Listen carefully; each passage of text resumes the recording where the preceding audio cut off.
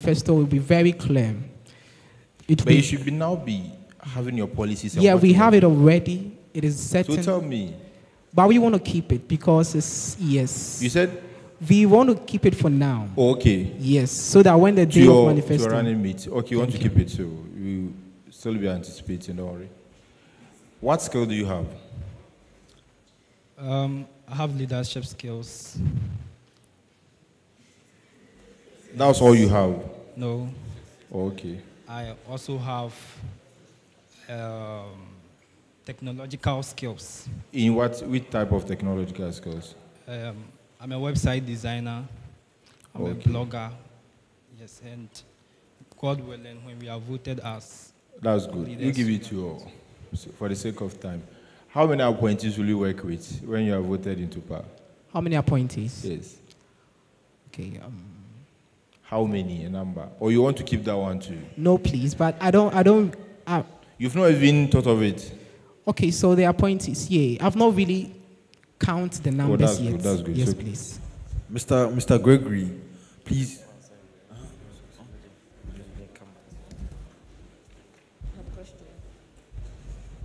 Mr. Free, I must say, I like the way you talk. Thank you. Please, which program are you reading? Natural Resource Management. And your running mate? Also the same course. You're in the same class? Yes, we are in the same course, yeah. Same class? Yeah. Why? Okay, so as part of what we want to have, we don't, I saw him to be one that is passionate about the problem that we are having. Not to cut too short, I'm sorry. Okay. Don't you think you should have chosen someone from another college? Or yes, please. We thought of it, but they need representing. We went to other colleges to seek for someone. You didn't get anyone? Yes, we didn't get. Yeah.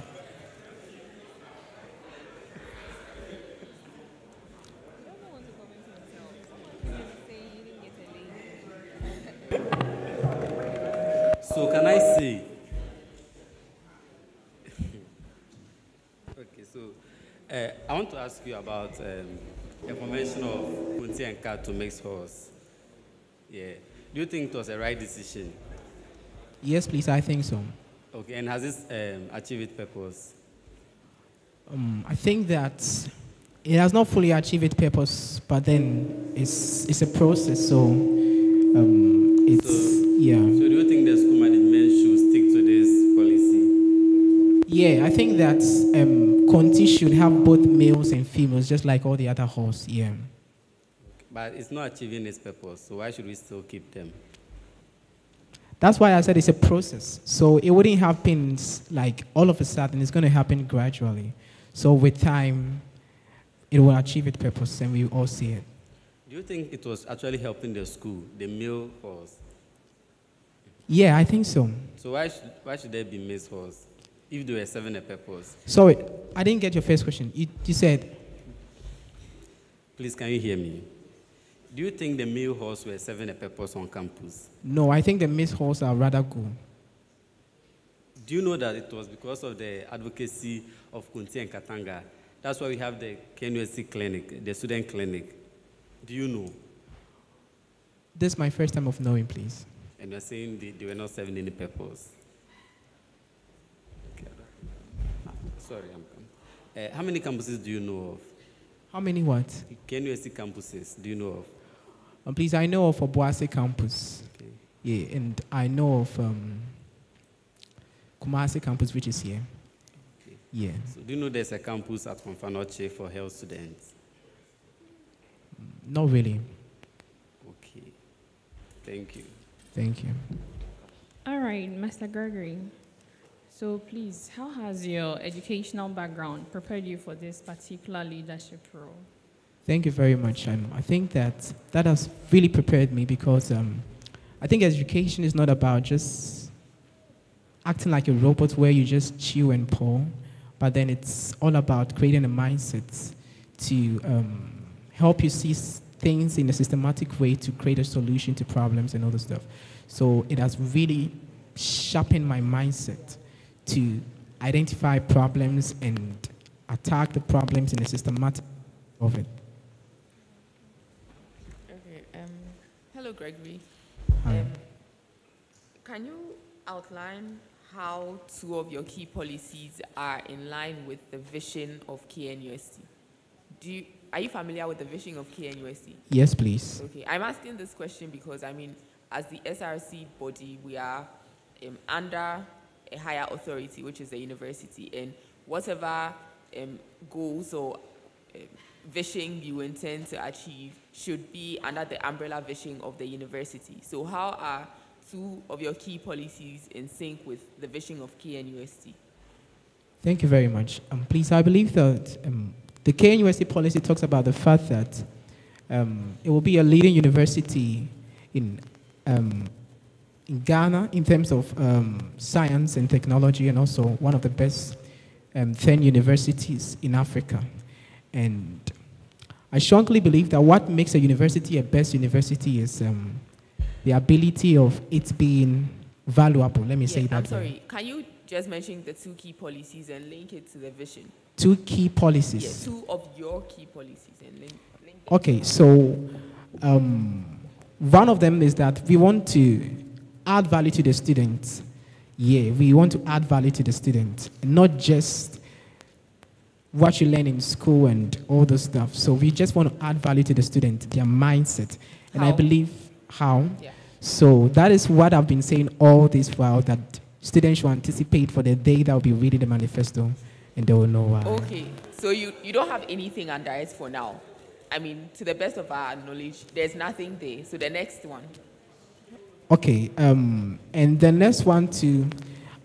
So it's a summary of all of them to add value. So all what we are doing is to add value to students. So that means you have one key policy, that's value addition. Okay. Thank you. Thank you. Gregory, we are supposed to grade you on your policies. Okay. Now, with your inability to share your policy with them, means we are getting 0. Yes, this is the platform for you to sell yourself. Whatever that happens during your campaign is your issue. And this is an official platform for you to sell to KNUST students your policies. And you've been quite very dogmatic in ensuring that you don't share them with. I don't know who steals whose policy, or you are the most smartest person in KNUST. I don't think that's fair. So if your time is up, you are not sharing policies with that, then you are getting 0 for your policies, with all due respect. Please, on your feet, and thank you. Have a word to KNUST students within the next minute. Okay, thank you very much. I would like to say that I really appreciate this opportunity to share some thoughts to the people of KNUST. And what we stand for is just to add value to the students, because we believe that KNUST is an exceptional university in terms of science and technology in Ghana. And I believe that KNUST is a royal university. So it has, all the students are royals. And for that matter of fact, I believe that we shouldn't just be students who are, let's say, passively dependent on government for jobs and all the stuff. You agree? We are most grateful. Thank you. All the best. Thank you.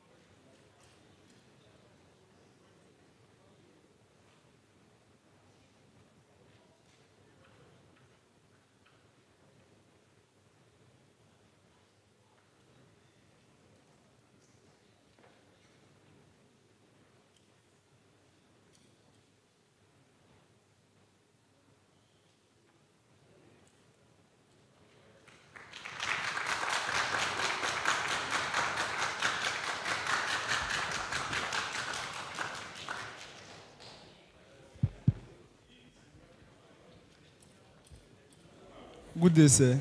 Hello, good day. Please, how are you doing? We are doing fine by the God's grace, sir. Great. Introduce yourself to the students of KNUST, then carry your seat. Thank you, sir. I'm that boy that believes that... Please, just introduce yourself. No oratory, please. Yes, no literature. My name is Patrick Chei Apia, a third-year student of sociology, an affiliate of Unity Hall. I would give it to my able vice to also just pass it over, don't worry.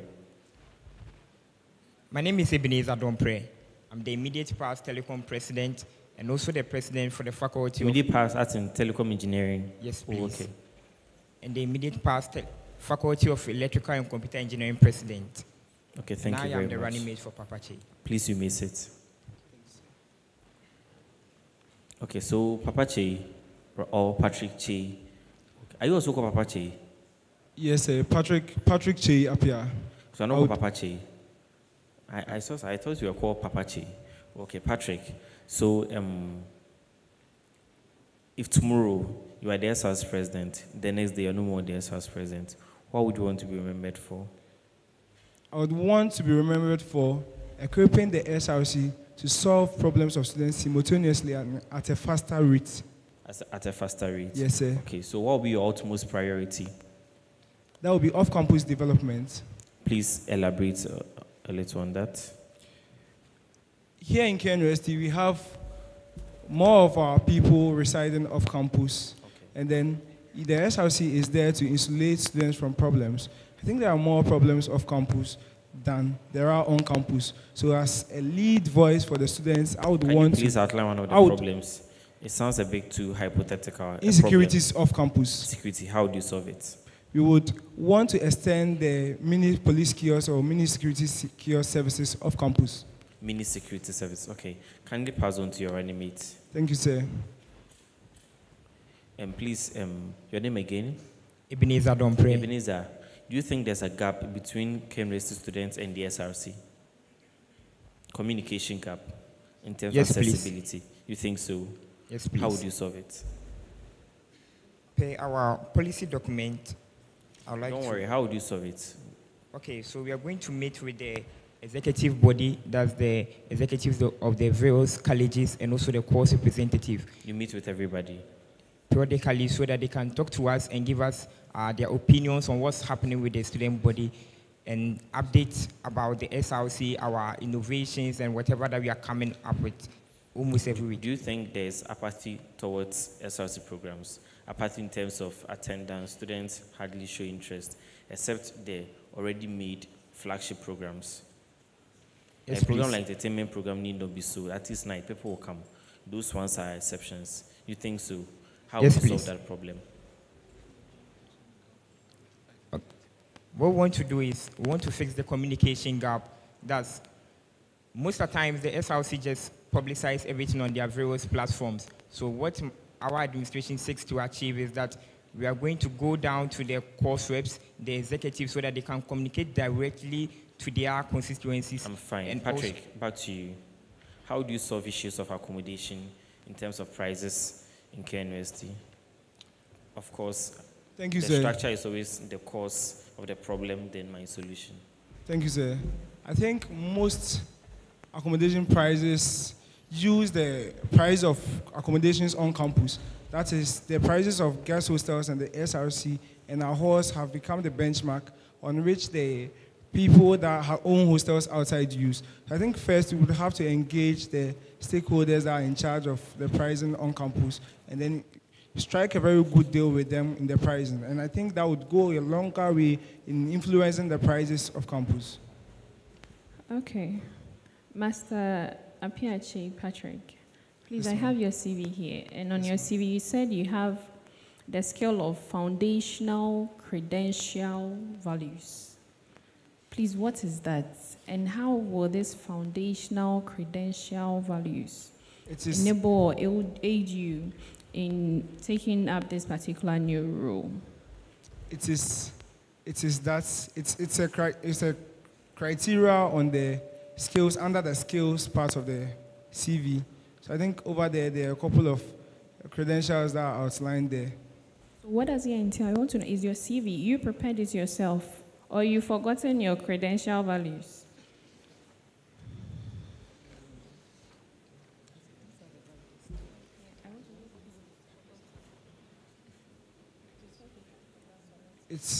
It entails a very basic of a thing that I do at ease, like communicating my ideas around or communicating a vision to people. Did you prepare the CV yourself? Yes. I think what you have with you is different from what I have here. You are the same person, right, Mr. Apiache Patrick? Yes. But then your foundational credential values are different on both documents. How do you explain that? I think what you have will be the updated version of my CV. Thank you. We are working with the updated CV. And then I want to know, because you want to lead us, okay? So we want to know the new you. What do you have to offer? So you tell us what you have now that you'd want to share with us, or we will make you do with when we have you as our next SRC president.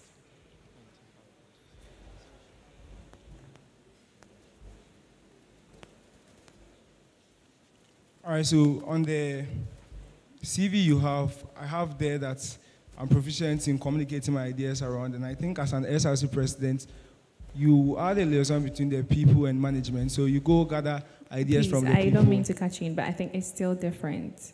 Okay, so we would have to move to the next question. Here you have problem solving, initiative, teamwork, equity, and inclusion. So my question was supposed to be on what is the difference between equity and equality, and how do you intend to ride on the equity and inclusion? Equity is making sure that the person that has two and the person that has one are able to fetch equally from whatever opportunity there is. Equity. Yes, equity. Equity. Yes, equity. Equity. And, yes, and equality is leveling the standard for everyone. I think you've actually misplaced it, so come again. Equity is if somebody is of 5 feet and the other person is of 7 feet and they are all supposed to get to 8. Equity is that you provide 1 to the person of 7 feet and provide 3 to the person of 5 feet. Master Ebenezer. No, sorry, Master Che. Give it to me. Yeah. Would you advise Master Ebenezer if he asked you to? Would I? Would you have advised him? Respectfully, Master Ebenezer was somebody I found, so... Yes or no, please? No. You wouldn't advise him? Yes. So you think he's not fit to be the SRC president? I think when it comes to between myself and then my running mate here, we are all occupying the position that we are deemed perfectly for. So you wouldn't advise him because you don't think he's fit for the position? That is not it. I think that between himself and I, we are all occupying the positions that we are best fit for. So he's not fit for that position? We are best fit for. So he's best fit for the vice Yes, presidential please. position? Yes, please. Because constitutionally, there are mandates for the vice president and mandates for the president. But do you know in your absence, he is the president? Of course. So what are you saying? I would augment his efforts when by the time I'm not around. I would have been working with him to the extent that even when I'm not there, he can be or act as the president. So the two male halls that were converted to Meso Kunti and Katanga, do you think they served a purpose being male halls? Come again. The two halls, Kunti and Katanga, do you think they served any purpose being male halls? Being male halls? Yes. Of course, there are advantages to whatever situation yes or no, there please? is. Yes. Okay, so do you think the school administration decision to convert them to Mesos were a decision in the wrong direction? No. It wasn't? Yes. So are you trying to say they defeated that purpose of Kunti and Katanga being male halls? Kunti and Katanga being male halls is not a purpose. They didn't serve any purpose? No, you are saying that. Kunti and Katanga being a male hall. Kunti and Katanga being a male hall is the status and not a purpose. So did it defeat the purpose of they being male halls? What purpose? So you think they didn't serve any purpose being male halls for about 50-something years? That was why initially I stated that whatever status there is, there are advantages to it. So of course there were positives and there were negatives about whatever status. So what are some of the positives you know? Positives? You know of? And that is the the help that comes from each other and the brotherhood, the romance that used to exist among boys, that how easily people used to help each other, how easily they used to carry themselves as a So family. people are not helping each other anymore. Not as it used to be. But how has that got to do with helping someone? If you have been in a male or male-dominated space, you would realize that effort easily flows to the other person. That is because of the romance that may have been in existence. But they are not mixed. Like, boys are here, girls are here. So what are you saying? But yet, it's still not an all-male space. What is a space? A space is an environment that's being shared by people. What I mean is that at the end of the day, Konti has the other gender there, Katanga has the other gender there, and regardless of how much you may play to be in oblivious, you will still have to recognize the fact that some of their actions and inactions are being influenced by the other gender that's around. Okay. So do you think the school management is actually achieving their purpose of? I do not know their purpose. And purpose is very relative. I want to be political here. Honestly, I do not know. Unless you communicate to me what their purpose is. I have never come across any document that stated why that was done. So I can't act, as somebody that's aspiring to serve as the SRC president, I can't act on assumption.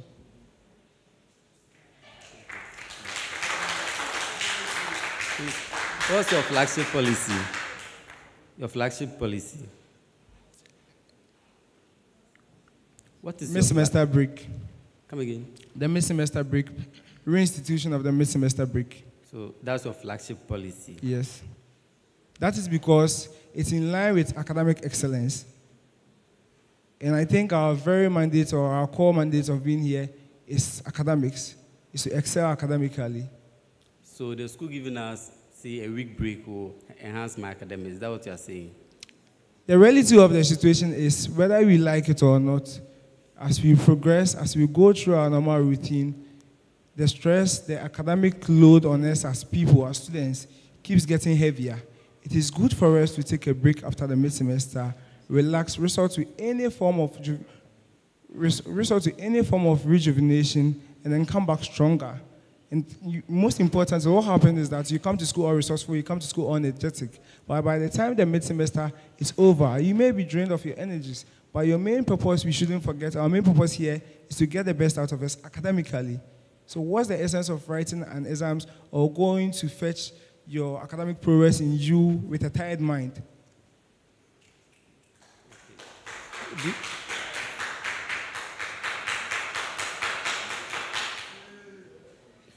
Please, do you know any other KNUST campuses?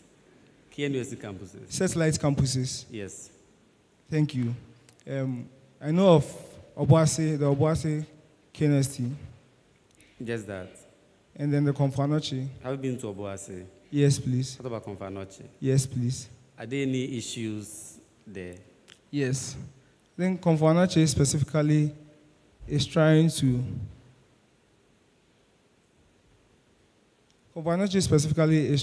get a reading room. Please, that is not true. I happen to have been the immediate past public relations officer for Knust Src. I state on record that per our previous interaction, that is true. I did not see you in our engagements. We did not contact you, and the people we contacted, that is true. I don't know why they are clapping, but that is not true. I'm there. What I'm saying is every hostel has a reading room. So what are you talking about? What I'm saying is that reading room does not fully augment or does not really fully enhance the learning processes and then of the people there. That is not true.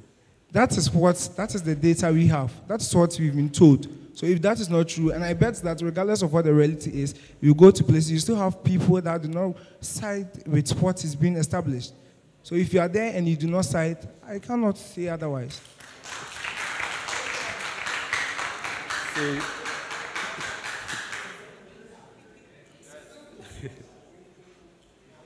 I don't know why they are clapping, but what you are telling me is not true. Even Lane Hostel has 2 reading rooms. So what are you talking about?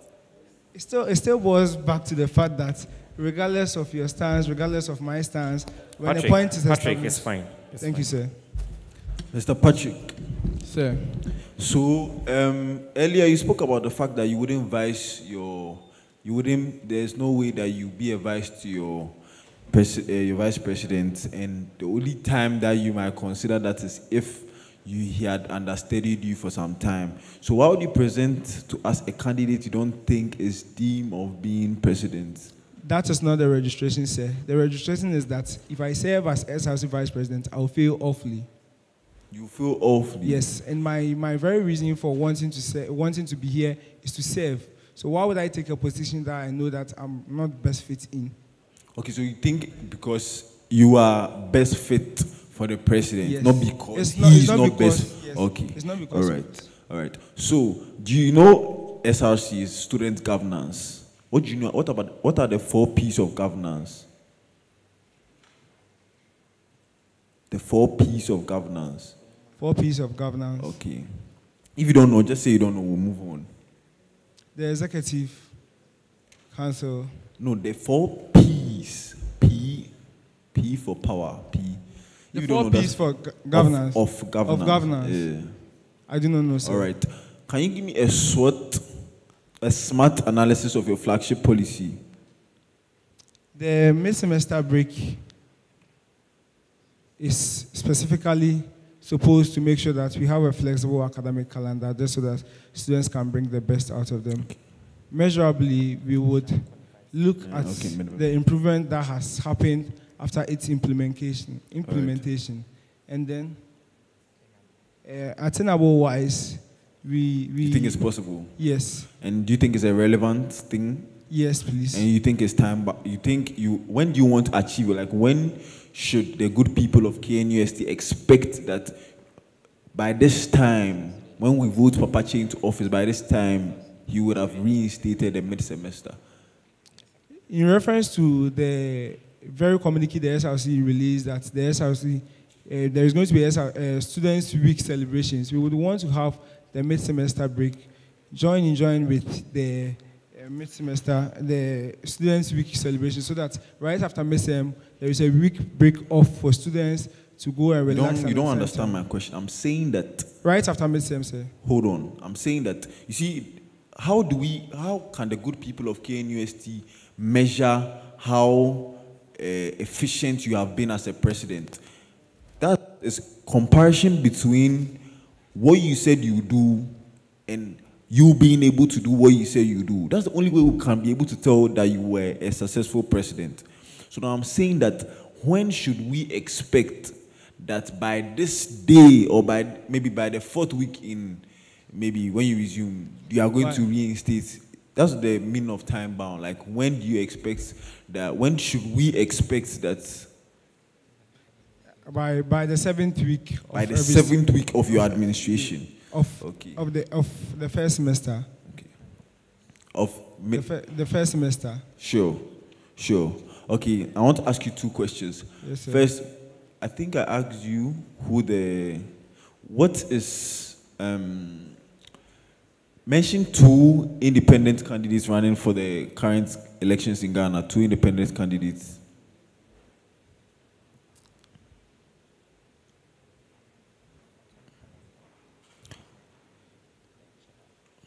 Alan Kojo Chairman.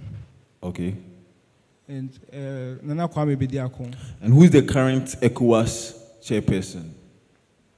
Bola Ahmed Tinubu. No, that's not true. Okay, thank you very much, Papa Che. How many appointees will you work with when you are voted into power? How many?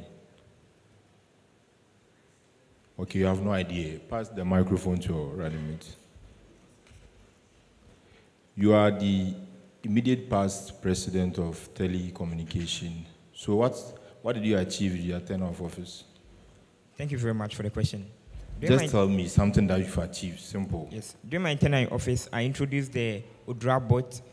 It's a telegram bot that houses all the course materials in our department. The bot was named after our past. So, the next thing. The second achievement is the CNG mentorship scheme, where first years are paired up. So you didn't bring something new on board that wasn't available already, because for slides and everything, we've been in this school, you know it's always agenda boys provide them. You didn't bring something new to the system. The bot is something new that was not in our the system. bots. Yes, But please, its relevance is that providing what? Learning materials. Course materials. And there are so many several ways of providing learning materials, right? So it still boils down to the same thing.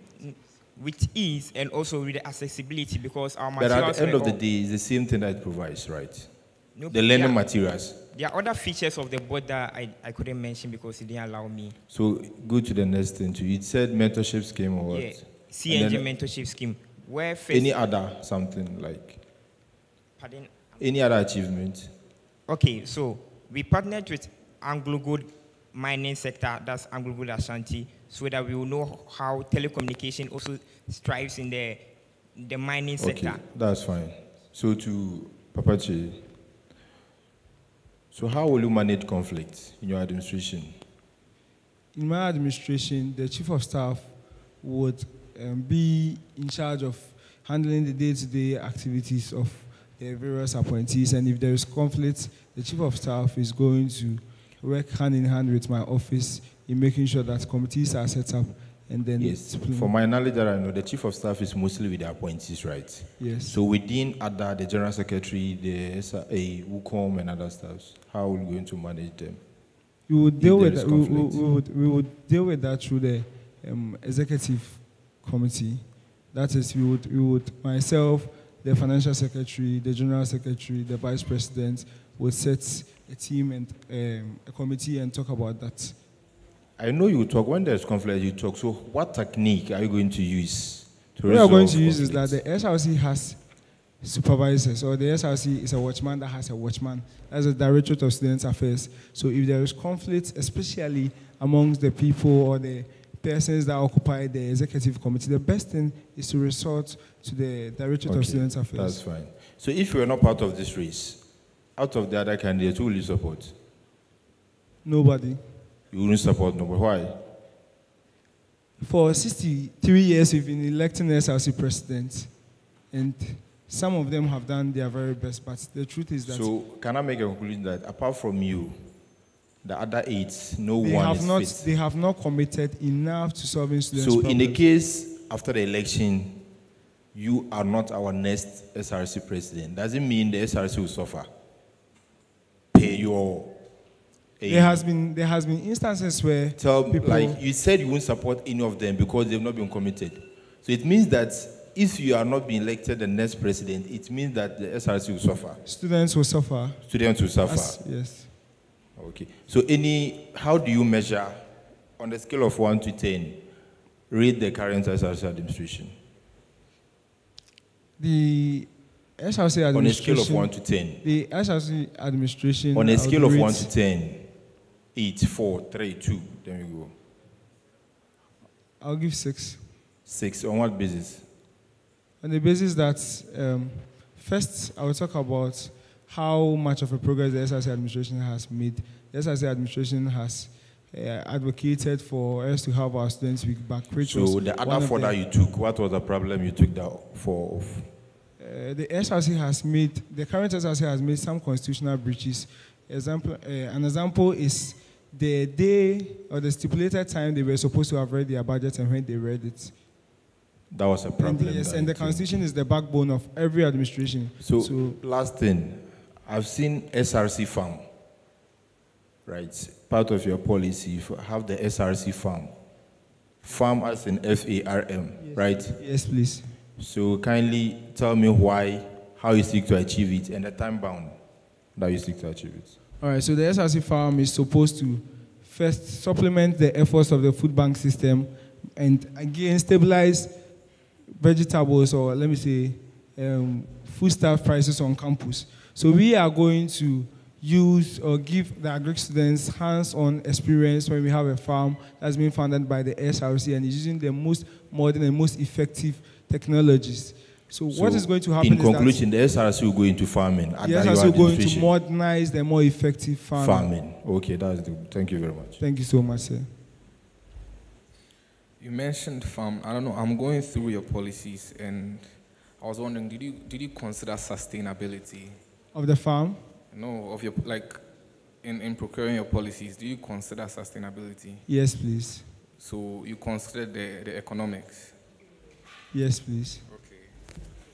So I want you to discuss the financial implications of the farming policy and how you plan to address them. Of?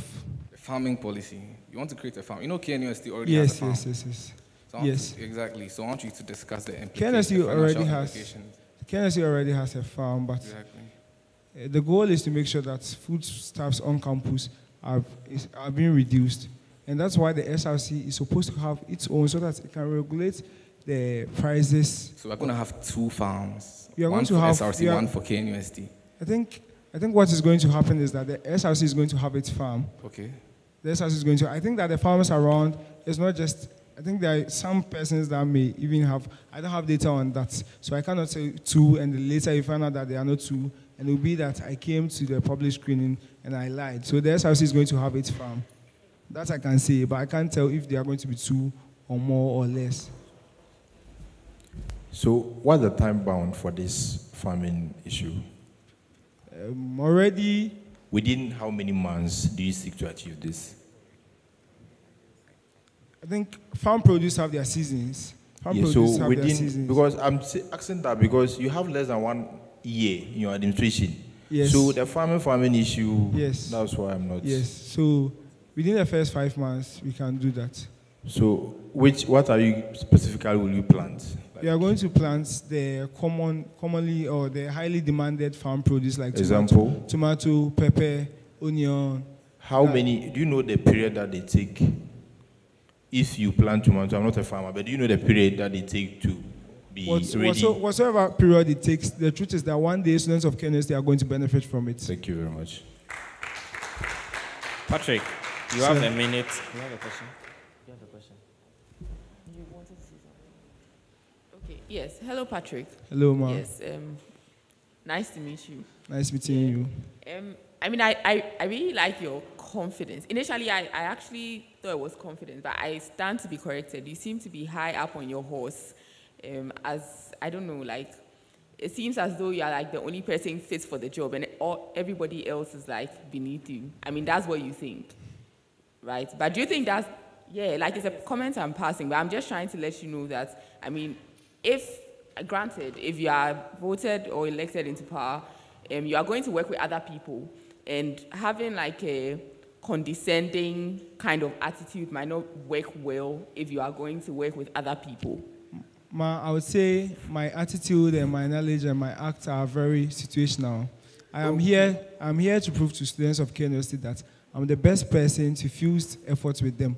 So I cannot come here and less of an able and then the best candidate. I'm not saying you should come here and prove that you are less. So what I'm saying is that there is no way I will be in power and I'm going to act like all-knowing, all-understanding, the perfect person to bring solutions up. What I'm saying is that I'm here acting so because I want students of KNUST to realize that I am the best person, I am the most genuine person. Yeah, but how are we so sure that you will not become worse when you get into power?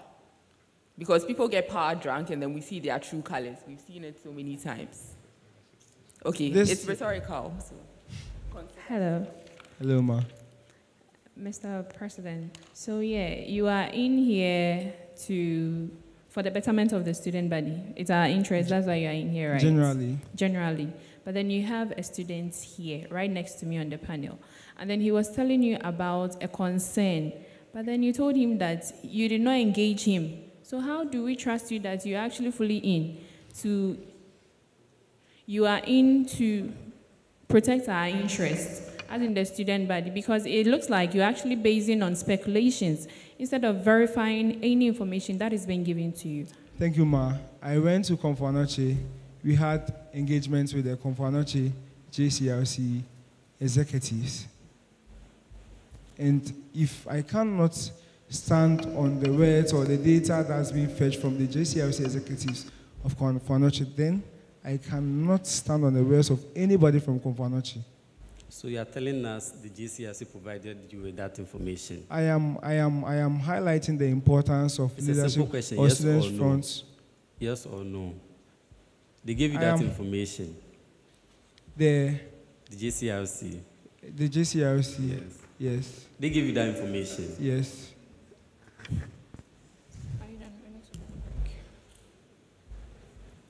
Yes, Patrick. Sir. Please, you have a minute to speak to students of KNUST.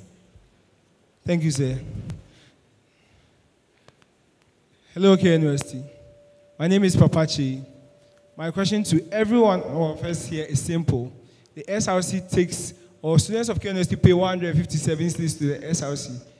My question to you is, if you have been given these monies directly, would you go and pay this very money? If no, then 24th of July is an avenue for us to make use of that money so that someday, one day, you will pay that money with smile. The name remains Papachi. I'm now on the ballot paper, the ballot screen. Come, let's make history. Come, let's build a capable SRC with us, for us. Thank you very much, Papachi. Thank you. All the best of you. Audience, thank you very much for your cooperation. We'll be taking a short break and we'll return right afterwards.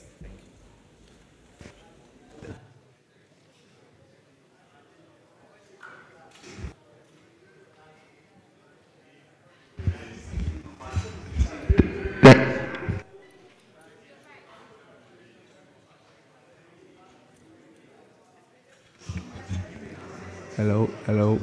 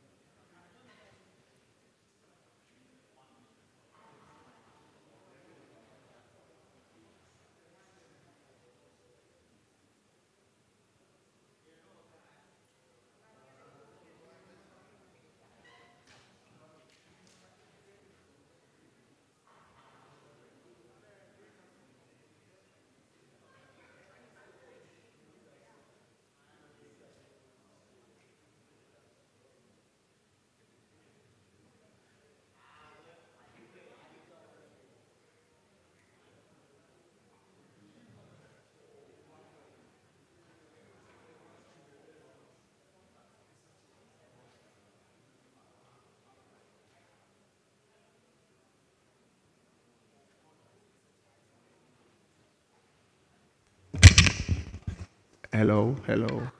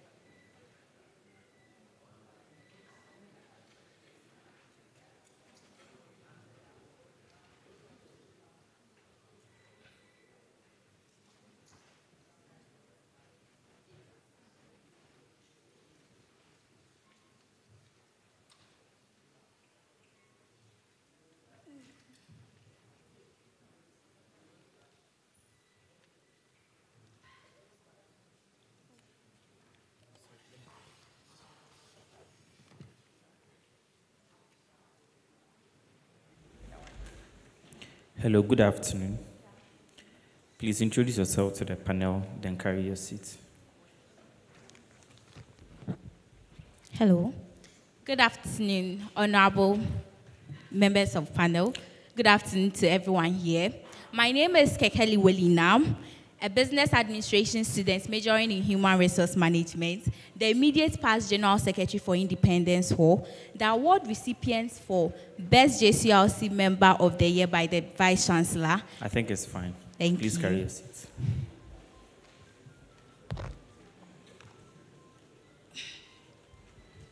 Okay, Kekeli.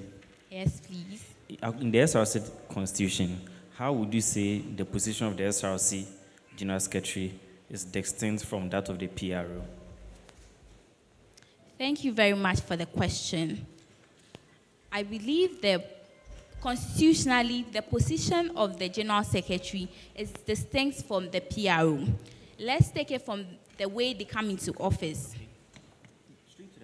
Oh, okay. So, whilst the SRC General Secretary is elected by the people, the PRO is appointed, meaning that the General Secretary is directly responsible or is accountable to the people compared to the PRO, who is accountable to the administration.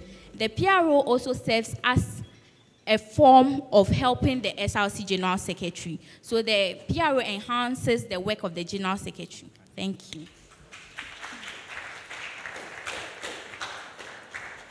Hello, Madam Kekeli. Hello.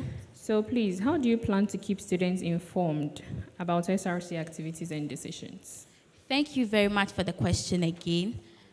One of my policies is the use of the official mail given to us by the school when we arrive.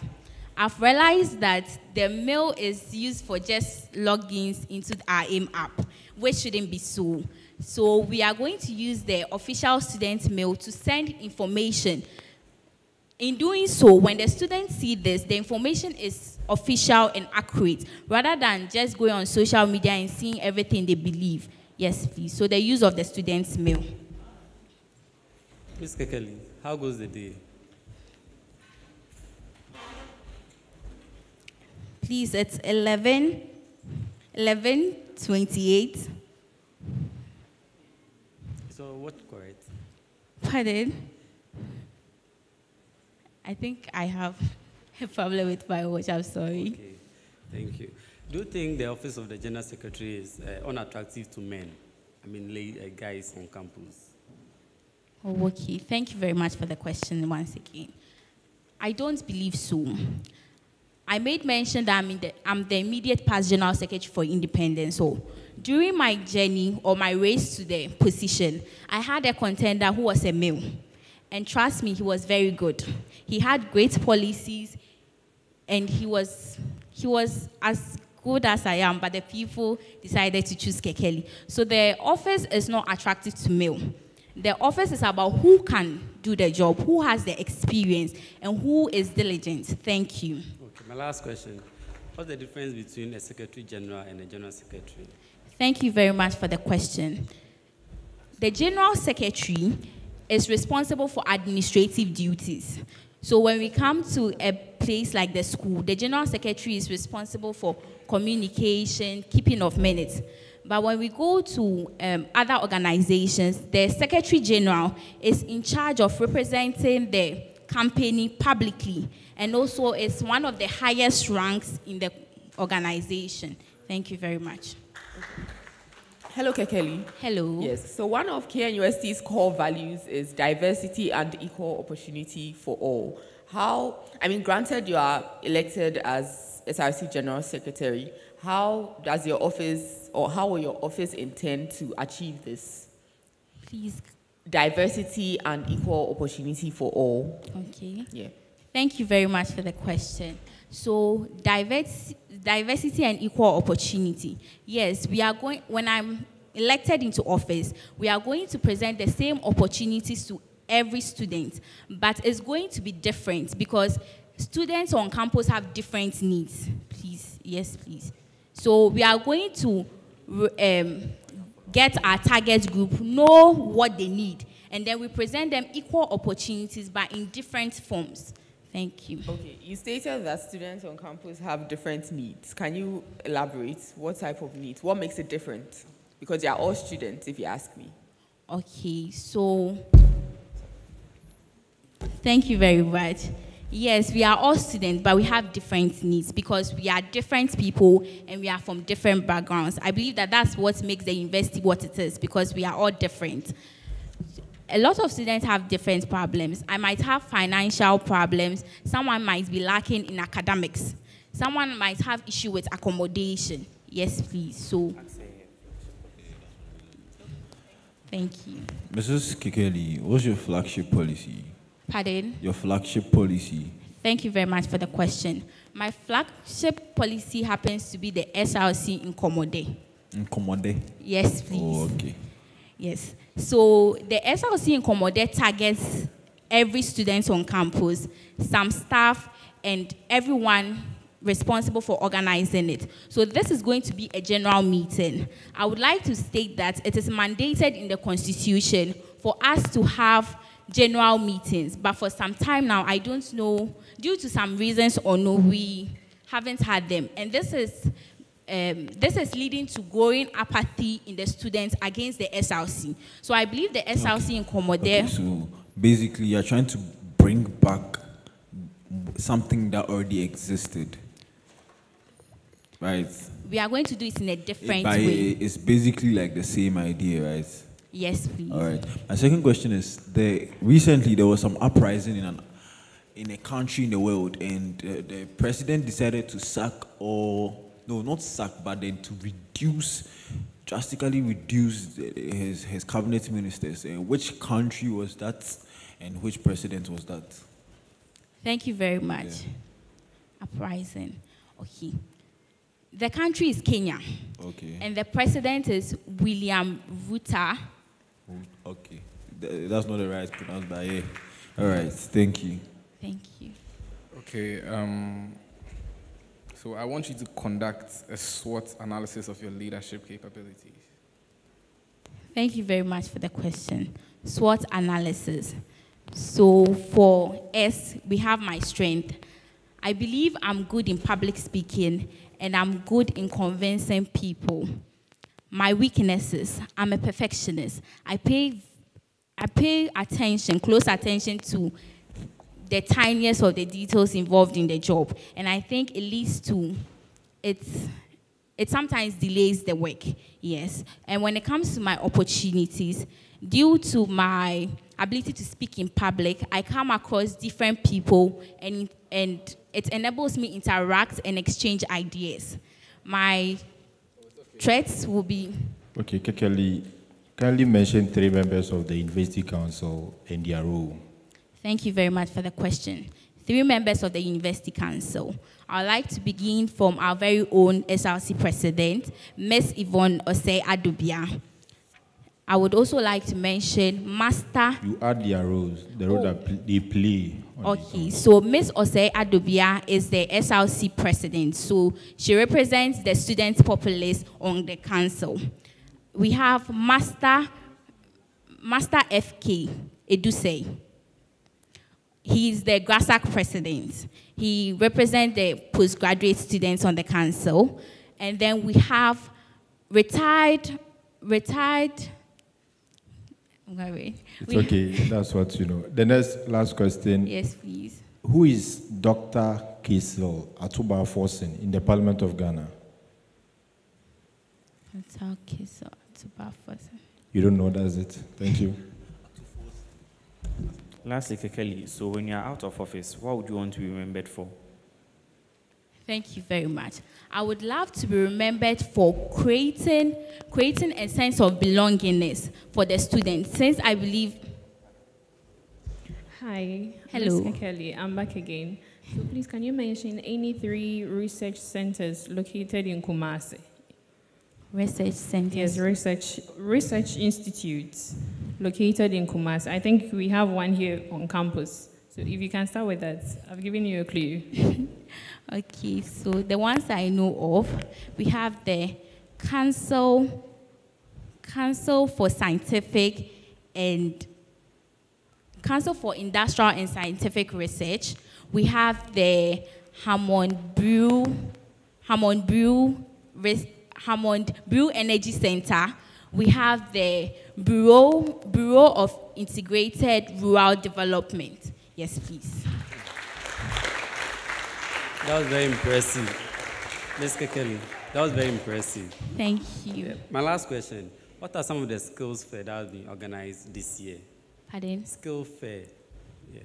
Okay, so I'll start from the office of the General Secretary. That's what I'm interested in. Oh, okay, so Ms. Baba Mills has done very well this year. Please, straight to the point. Okay, so she organized the Level Up Summit, which taught the participants about public speaking, how to brand themselves. Bella Moody was in attendance, and I was very proud to be there. We also have the Diggerites. Yes, it was organized at College of Science. So what new thing are you bringing on board? Pardon? What new thing are you bringing on board? Okay, so it's all about the SRC in Common Day. Yes, please. Having time with the people who put us in power. Having time to listen to them, know their grievances, and work on them. Yes, please. Kekeli, you have 30 seconds to address students of K University.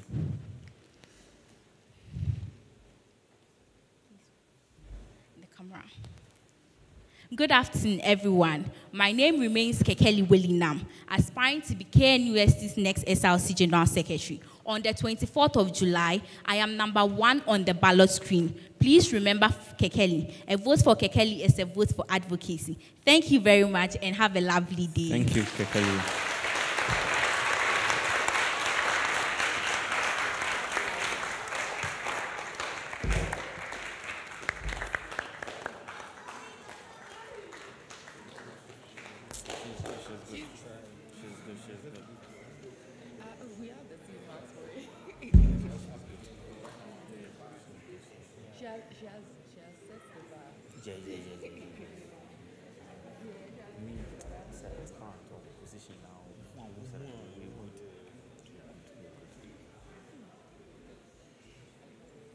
Last year, when I can see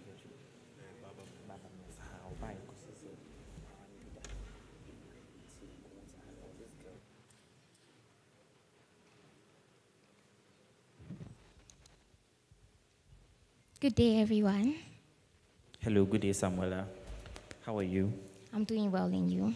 I'm fine. Please introduce yourself to the panel, students of K University, then carry your seats.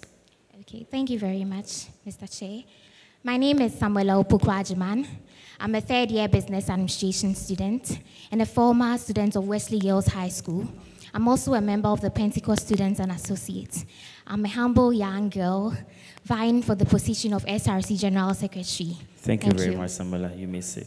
Thank you very much.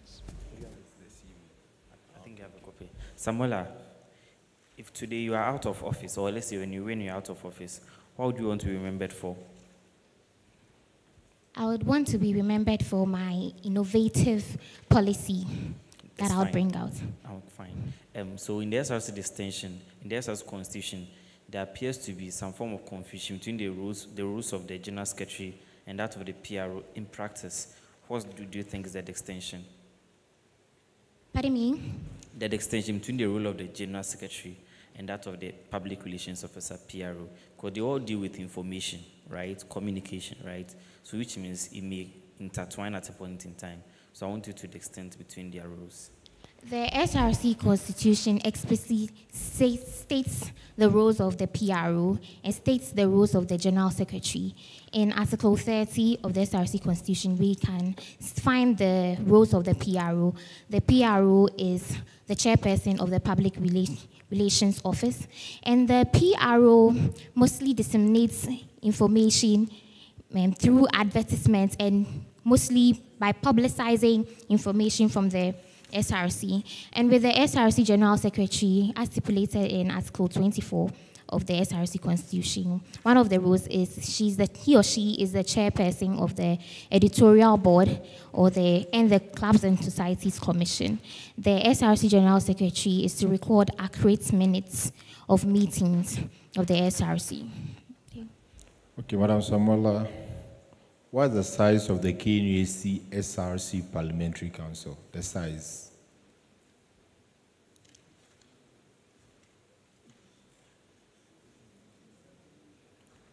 I assume you don't know. The number, please, you mean the number? Yes, I mean the number.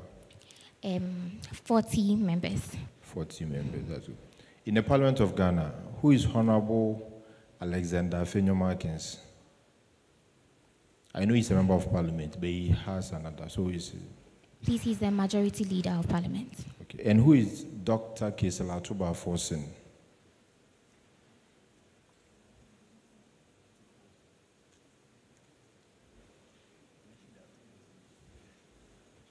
The minority leader of Parliament. Thank you. Samuela. Hello. What's your flagship policy? Pardon me? Your flagship policy. The editorial picnic, I would say. Can you please repeat yourself? The editorial picnic, I would say. What's it about in 30 seconds? Just tell us what's about 30 seconds. Okay. When we hear about picnic, what comes into our mind? We think about the display of food. But this time around, we are not going to talk about food. We are going to talk about talents. You see, in my 2-year running here on campus, I've realized that most students have some specific talents that they are not utilizing. And I would like to focus on that. As the SRC General Secretary, you are the chairperson of the editorial board. And as such, you are going to form an editorial commission. Get it? So I would want to invite these people to come and exhibit their talents in videography, graphic design, and the likes, anything editorial. And then after the exhibition, we're also going to invite the general student populace to come and patronize them. That won't be the end. We are going to invite reputable companies to come and then also patronize them or give them opportunities, internship opportunities. That is the short-term benefits of this policy. And for the long-term benefits of this policy... Up. That's fine. Thank you. Sure.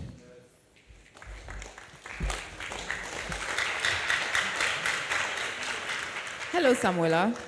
Hi. Yes. So as part of KNUST's core mandates, there's one that says integrity and stewardship of resources. So how, granted you are voted or elected into office, how do you intend to achieve that with your flagship policy? Integrity and stewardship of resources. When I accept to be the General Secretary, there are lots of responsibilities that would be bestowed onto me. And I'm going to make sure that the resources that I use are, how do I put it? I do not embezzle funds, or I do not, quote unquote, steal money from the SRC. I am going to budget what I'm supposed to. Okay. Okay. Hi, Ms. Samuela. Hello. So, can you mention any 3 research institutes located in Kumasi?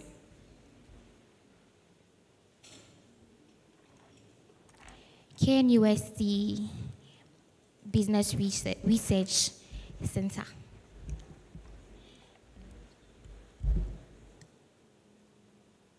I think that's the only thing I know.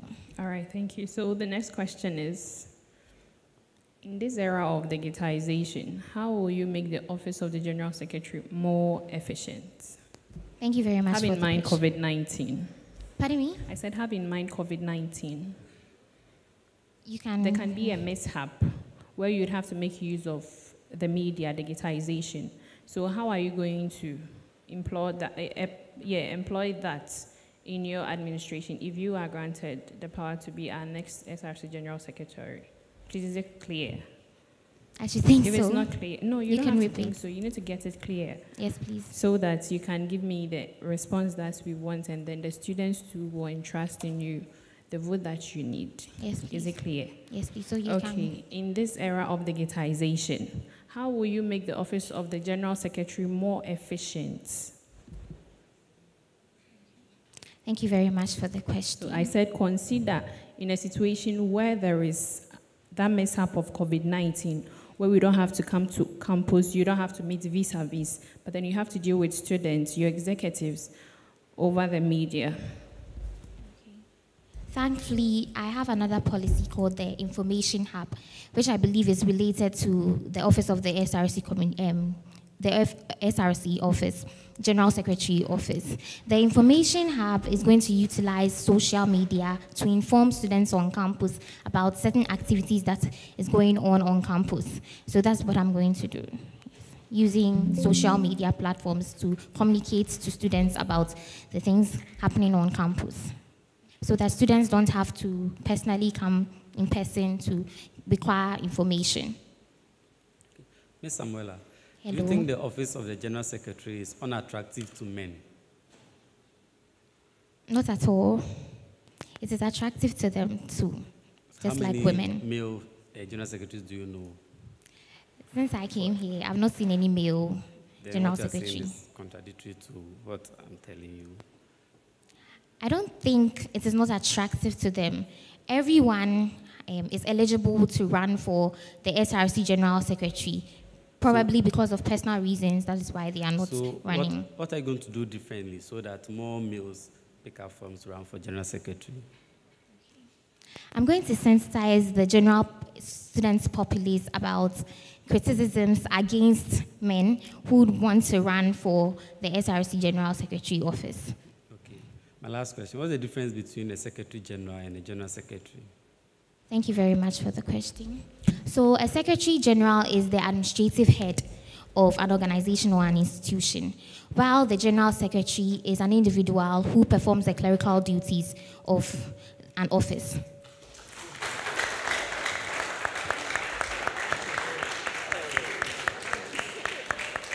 Samuela. Hello. Yeah, thank you very much. So you have 30 seconds to address students of Ken University. Please, can I stand? Yes, please. So there's this saying in Latin, flecte sindicius superus accerenta movebo. If I cannot move heaven, I'll raise hell. This means that I'll go to any extent to defend students on campus. I would amplify your voice and I'll address your issues. Vote Samuela Opoku-Agyeman on 24th July and I'll be your secretary beyond ink. Thank you very much. Thank you very much, Samuela.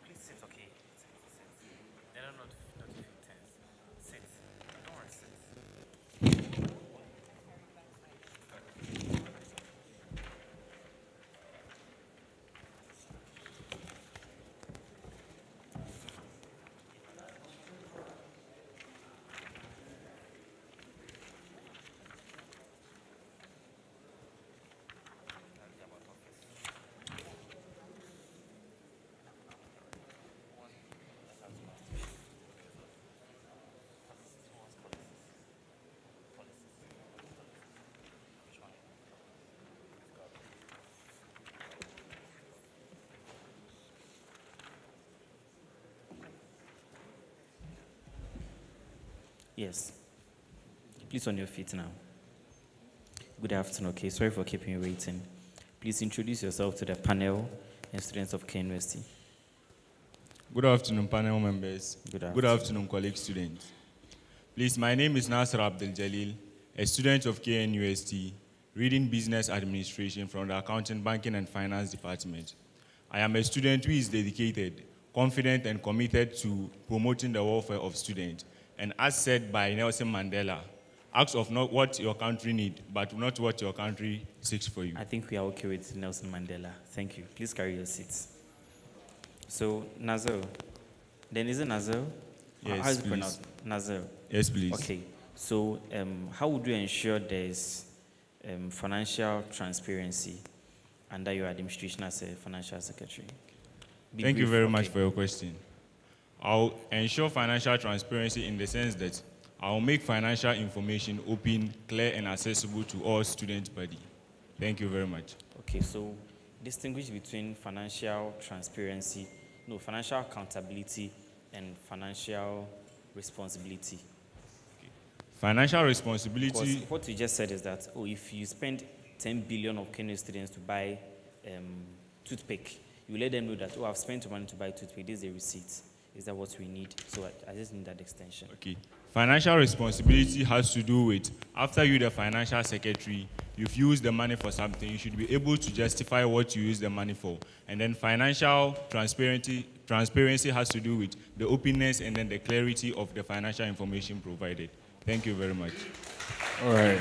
I wanted to know what policies will you put in place to set you ahead or distinguish you from your other colleagues that are vying for the same position? Okay, one of the policies that I would like to put in place is the Bwaunia Fund. And then we all know that there are a lot of scholarships on campus here, but yet still, we still have students who are needy just because of some requirements. They are not able to meet some requirements. For example, with the bursaries, they say if you should get a CW of 67 and above, you qualify. Someone might even get a CW of 67. It doesn't mean that the person is no good. And then most of the scholarships too, they look at regular students. So with this Bwaunia Fund, we are also going to look at paying some part of fee-paying students as well. And then how do we aim to get this on board? What we do is we make sure that we solicit funds from alumni and also students who are well-to-do. We're all here when we heard that Nana Opokuwari, who is the son of Otufo, was able to pay fees of 27 students. And also a student at KSB was also able to do the same. So I think that if we should create a platform for this kind of people to solicit funds from them, we'll be able to cater for such people who are needy. And then also it is going to reduce their burden so that they can excel in their academic activities. And then it doesn't end there as well. What do we do to these individuals? I think he's okay. Thank you very much. Mr. Jalil. Who is the current finance minister? The current finance minister is Dr. Mohammed Amin Adams. When was it appointed into office? He was appointed the full date or the year? The date. Sorry, I don't know. You don't know.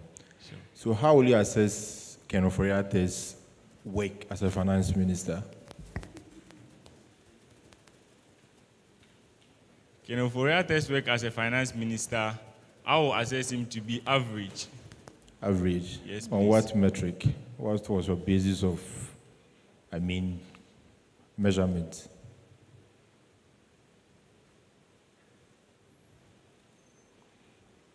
Okay, let's move on. Who is the current Minister for Transport? Sorry, I don't know. You don't know. Minister for Trade and Industries? Minister for Trade and Industry is Kwabena Tahiru Hammond, it's Katie Hammond. The current deputy minority leader in Parliament? Deputy minority leader. Deputy minority leader.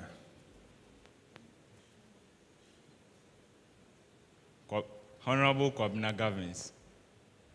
No, that's not it. Thank you very much. Thank you. Okay, Mr. Nazir Abdul Jalil. Yes, panel member.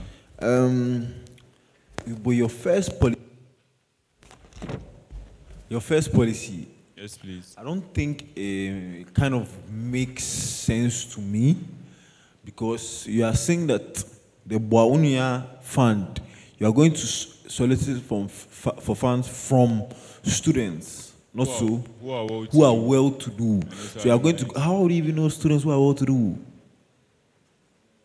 Okay. What's the metric you are going to use to identify? That is why we need to create the awareness out there. And then when we create that, how are we going to create the awareness? we make sure that we have some kind of collaborations with the media houses where we put it out there that this is the initiative we want to do, this is our aim, this is our objectives. And I think with that, we'll be able to get some people. And also, we can even... So people can donate. So it's like you're going to create a fund that people can donate to. I don't understand. When you say you're going to go to media partners and all of that, because you gave an example. How many people in KNUST can pay for 27 people's school fees? How many people can pay for 20? The person I am mentioning, he, fortunately or unfortunately, he is. Do you get what I'm saying? How did you really run through the policy to see how feasible it is? Yes, please. Are you sure? Yes, please. I hear you. Hello, Nasir. Hello. Yes, so can you kindly describe a difficult financial situation that you ever experienced and how you came out of it? Okay, one of the financial difficulties I ever experienced is when I was the GIMSA financial secretary back at my SHS. After we came out with our budget, we were there and then we had 1 or 2 contingencies where we had to cut down the budget. So with that one, I had to now prioritize the programs that would take place during that semester. So during that semester, I had to look at projects that are very important and significant to the student body. So I now allocated some of the funds to these activities, and then we used some of the funds for the contingency that came on. Okay, that's fine. And finally, one of KNUST's core values is integrity and stewardship of resources. So Yes, how please. do you intend to use your administration, no, not your administration, but then your position, if you are elected into office, to address this? Yeah. Okay, I always say that I'm a man of my words, and then I'm a man of integrity. And also, with integrity and stewardship of resources, the resources there are for the student, and then we have to make sure that we have to work according to what benefits the student, but not what benefits the individual. So as an individual who has a hallmark of saying less integrity, I will make sure that I'll work hand in hand with some of the executives or all the executives so that we'll be able to ensure integrity and then stewardship of resources in the administration. Thank you very much. Okay, Master Nazir. Yes. So let's say you organize a program. Yes, please. And a day to the program, you realize that the Director of Student Affairs has not approved your budget. Yes, please. What are you going to do? Okay, if I realize that the Director of Students hasn't approved the budget, I will still carry on with the program. For instance, before a program will start, we all know that suppliers who come in to come and supply, or suppliers who come on board to come and support us in our activities, we make it clear to them that certain times the money do come early, and then certain times too the money doesn't come early. So they should be aware of that. There is no way that you come and hold a program here, and then at the end of the day, KNUST will say it is not going to pay you. So I'll tell them that, we'll let them know that this is the situation at hand. So we can even go on with the program in terms of credibility, so that in case the Dean of Students approves the budget, we will pay them off. Okay. Thank you very much. So what is it called? What would that customer give to you? He said? He or she is going to give you something. What is it? The person is going to give me as proof or as evidence that you are going to pay. As proof or evidence? Yes. Then I can give the person an invoice to show the person. An invoice? What's the difference between an invoice and a receipt? Okay. An invoice is a document that has a details of goods and services in terms of the price, the quantity, and then sometimes to the quality. And then receipt is a document that is issued when goods are bought. So, are you familiar with a credit voucher? A credit voucher? Yes. No, please. Okay, so that's what the person is going to give to you. Okay, we are all learning. It's a learning Thank you process. very much. Okay. Hi, Master Nasir. Hello. So, on your personality profile in your CV, you said that you are ready to learn new skills and have experience in order to aid your organization in attainment of your objective, and then grasp new ideas or concepts quickly. So, yes, how will you build capacities of financial secretaries across colleges, faculties, departments, especially those who do not have any business background? How do you intend to do that? Okay. As part of even my policies, I came up with an initiative called the financial literacy.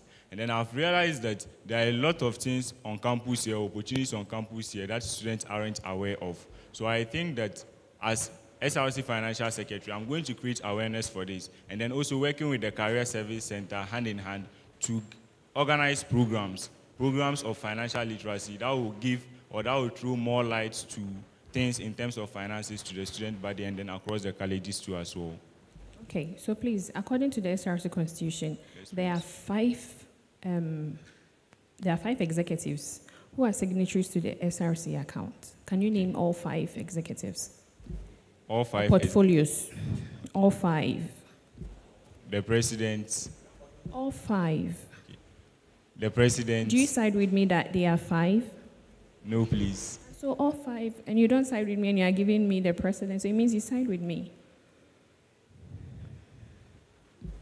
So if you don't side with me, you can tell me the number that you think it's quoted in the Constitution. Then follow up, you give me the portfolios that you know of. So I said all 5. True or false? Please, there are 3, not 5. Who are they? Name them quickly. The president, the financial secretary, and then the finance officer. The finance officer or his deputy in his absence. The finance officer or his assistant in the absence of the finance officer himself. Yeah, according to the constitution of the SRC. I think according to the SRC Constitution, there is the director of student affairs too. Yeah, it's actually the president. You said?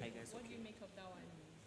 Please, I can't hear you. You said the financial executive and his deputy. I said the president, the financial secretary, and the finance officer. Who is the finance officer? Mr. Maxwell Ando, or Mr. Ando Maxwell. And what's his position? His position is the finance officer. Oh, okay, but the Constitution says that the dean of students. So what do you make of it? Per what I read yesterday. Per what you read yesterday? Yeah, per the Constitution that I read yesterday, which is the SRC Constitution. It says the president, the financial secretary, and then the finance officer or his deputy. Nazaro, on your feet. Please, you have 30 seconds of KNUST. You have 30 seconds, students of KNUST. Please, my name is Knust Src, reading accounting, banking and finance, and an aspirant for SRC Financial Secretary. And this afternoon, I want to use this opportunity to seek for your assistance and then plead with you that on the D-Day, which is 24th of July, come and vote Knust Src as your next SRC Financial Secretary. Voting for Knust Src. Thank you very much. You're most beautiful. All the best, okay.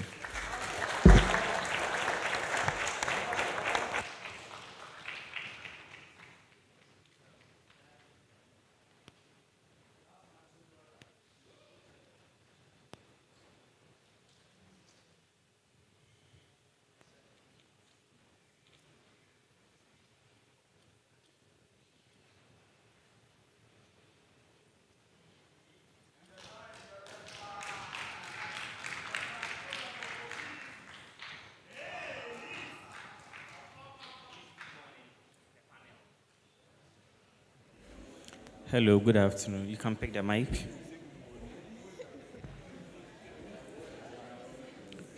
Berkeley. Yes. Berkeley, right? No one is putting pressure on you. So just calm down. Okay. Don't allow the fans to weigh you down. It goes against you. We don't grade for fans. Okay. Okay. Please introduce yourself to the panel, students of KNUST, then carry your seats. Okay. Good afternoon, the panel members. Good afternoon to all our audience seated here. And a special good afternoon to our audience who are streaming online. My name is Hezekiah Berkeley Nutasi. I'm a business student, and I came here today to come and submit myself to the panel as per Article 11, Clause 1F of the SRC Constitution to be vetted so that I can be able to be given the opportunity to serve KNUST. Thank you very much. Please sit down. Berkeley, distinguish between financial transparency and financial responsibility. Okay.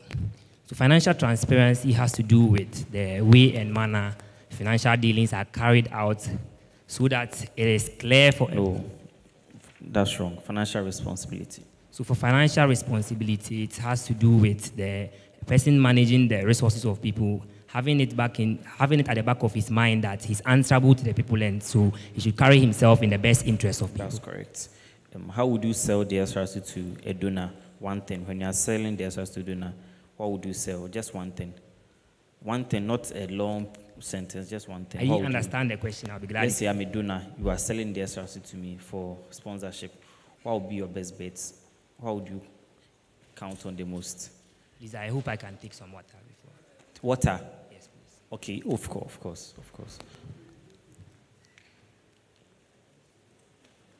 If that's your strategy to buy time, we are seeing to you that. You said you want to take water. Is that what you want to take? Oh, you are choked. Oh, that's fine. Sorry, okay. Sorry.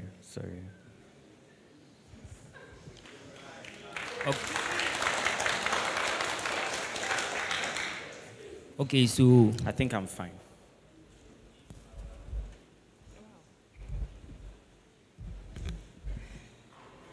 Master Beckley, right? Yes, please. Okay. So, do you know about the Procurement Act? Procurement Act. The Public Procurement Act? Yes. Yes, please. What does it say? Or what is it about? Okay, so the Public Procurement Act is an act that was enacted by the Parliament of Ghana, and it is to make sure that all procurement is passed through the right processes, and there is value for money in procurement process. Okay, that's fine. So let's say you organize a program, and a day to the program, the Director of Student Affairs tells you that, or you get to know that he hasn't approved your budget. What are you going to do? A day to the program? Yes. Okay, so please, I hope I can take some water. Please, you can drink water. Okay, so a day to the program, I believe that it is important that far before time, the budget should have already been worked through, so that it's not a day before the program that you should be going to go and check whether your budget has been approved or not. So You just happen to know that he hasn't approved it, so what are you going to do? Okay, so You don't know, we should move on, right? Okay. Yes. So what is your view on pre-financing? Okay, so personally, my view on pre-financing is, my view on pre-financing is, it's a very delicate matter, okay? So the institution or the person that is behind is going to go and order. Yes, so. Okay, so it's every situation and the stance I'll take with regards to pre-financing. Okay, so I support pre-financing. Okay. Hello, Beckley. Yes, so how do you plan to make an impact and leave the association, the SRC, in a stronger financial position? If you are elected as a financial secretary and you are leaving office. Did you get the question? Please, if you come again. Okay, so how do you plan to make an impact and leave the SRC in a better financial position after your tenure of office? Granted, you are elected as SRC Financial Secretary. Okay.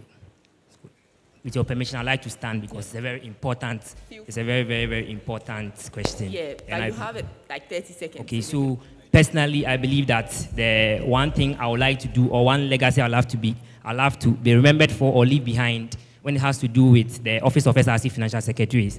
I want to go beyond the ordinary work of the SRC Financial Secretary. I want to make sure that the needs of the ordinary students are prioritized, and it doesn't just end with reading budgets and organizing programs, but the students that are underprivileged should have access to certain vital information. The Office of the SRC Financial Secretary should be sent at the doorsteps of the students. It should be made readily accessible so that everyone or every student will be able to get access to the office anytime and as and when they need it. So that's be one thing that I would like to be remembered for. Okay. Mr. Beckley, as the Financial Secretary of the KNUST SRC, you are more or less the Minister of Finance because you approve budgets, spending and all of that. In your opinion, how do you think the KNUST SRC can max out the capacity in terms of financial spending of the student representative council? How do you think they can max it out? Because there have been cases where people say that SRC don't spend their money before they leave office and all of that. So how do you think that you can help max out the spending efficiently?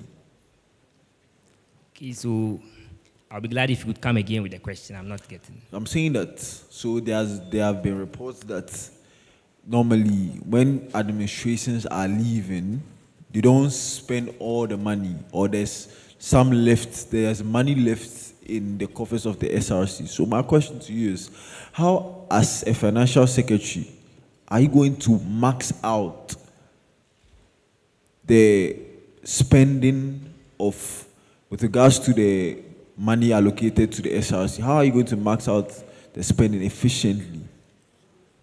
Okay, so if I understand the question, it's asking, you are trying to find out how we are going to be able to efficiently use the resources of the SRC. Exactly. Okay, sure. So personally, I believe that everything has to do with priority setting. We should set our priorities right from the onset.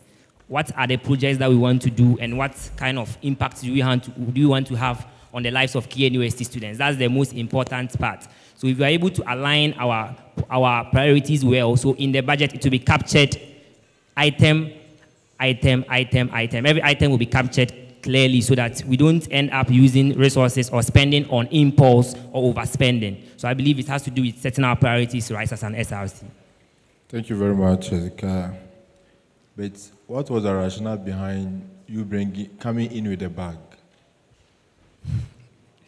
Okay, so thank you very much for the opportunity. For most of KNUST students, I believe we know this bag by now. Why? How does it contribute to you becoming the SRC? In what way does it help? Okay, so like you being the SRC financial secretary. This bag, I call it the opportunity bag. It is a significant. The significant. So it's something personal. It's not relating to the position you are vying for, right? I'm explaining.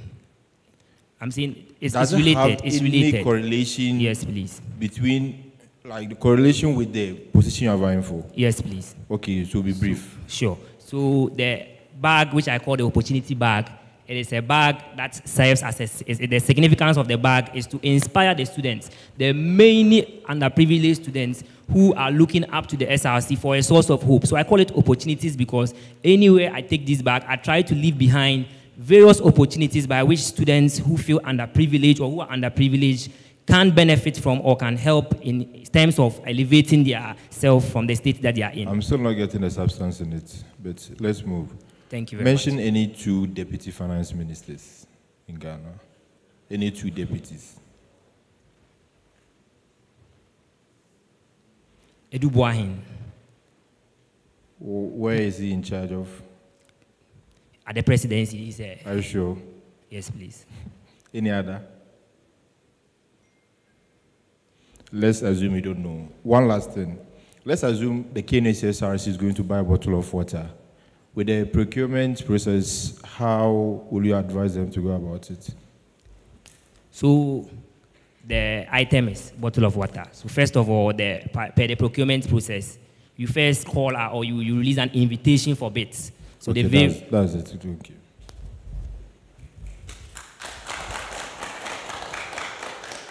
Beckley, please, you have 30 seconds to address students of KNUST.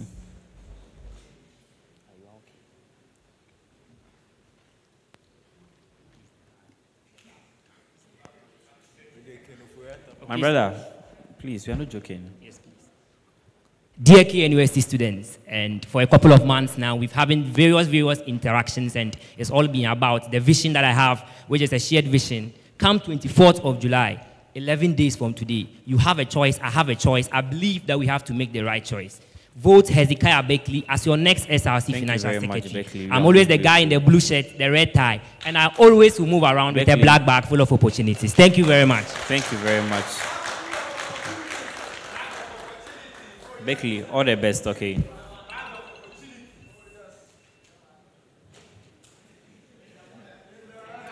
Last year, there was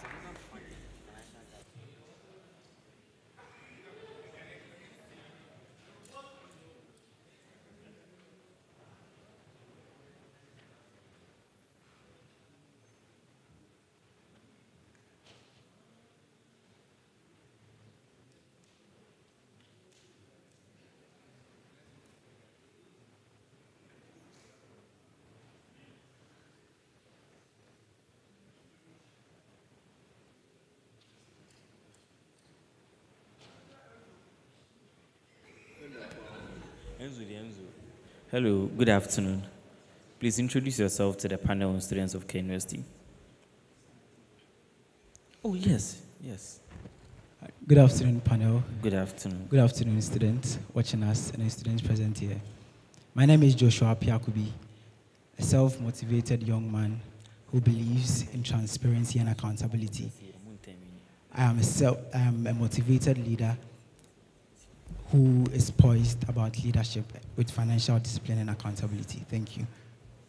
Thank you very much. Carry your seat. Joshua, so right away, what's the distinction between financial responsibility and financial transparency? Thank you very much for the question. Financial responsibility. So before you go on, please, we presume that with all questions we ask, you appreciate it. So don't worry with the thank you again. If you don't get a question, ask us to repeat it or rephrase it to your understanding. I think that's more appropriate. Okay. Thank you very much. Go on. Please, the question again. I said extension between financial responsibility and financial transparency. Thank you. So financial transparency has to do with the ability of the financial transparency has to do with how plain and then clear a financial report is, while financial responsibility. That's correct. While financial responsibility has to do with the accountability of how the financial report looks like. Thank you. That's fine. Mr. Apia, what's the difference between a bond, a government bond, and treasury bill? Thank you. A bond is simply the instrument that signifies the loan between the government and the loaner or the person coming for a loan. While the treasury bill, I'm sorry, I have no idea about it. Thank you. Okay. So my second question, in your capacity as financial secretary, what do you think about investing the school's money into ventures? What do you think about it? Like maybe investing a portion of the school's money into maybe farming to get returns for the school. What do you think about it? I think it will be a step in the right direction. You think it's a step in the right direction? Yes, at a point, yes. But do you think it's possible? Do you think the school allows for that to happen? Oh, it actually depends on how you explain and then infuse that as a leader in your budget or probably your policies to help it actualize. Thank you. Please, can you speak more? Because people are watching, people are listening. They want to be able to hear clearly what you say. All right. So I'm saying that it will be a step in the right direction. And I believe it would actualize if you implement and then engage stakeholders on how to actually actualize that particular policy. Thank you. I see. What was the exchange rate as at this morning between the Ghana cedis and the United States dollar?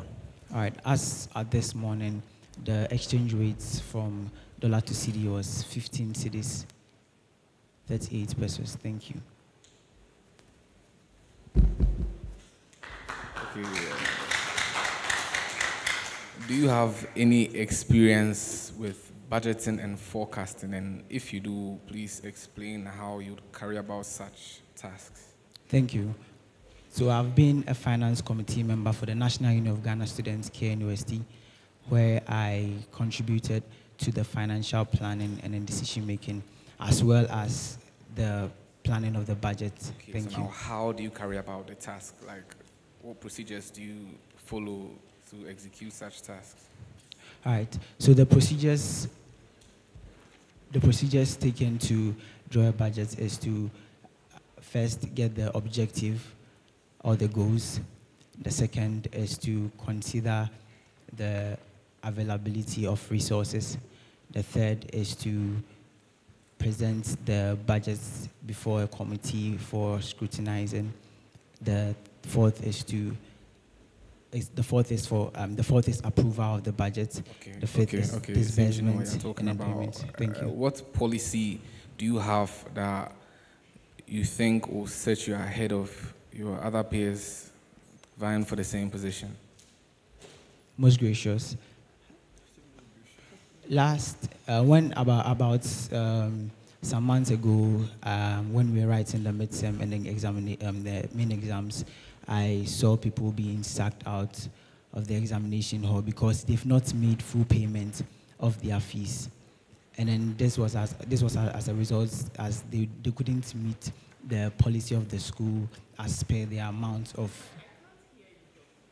Okay, so what I'm saying is that about some months ago, when we were writing the mid-semester and the examination, students were sacked out of the examination hall or not permitted to write the examination because they couldn't make payments to their fees.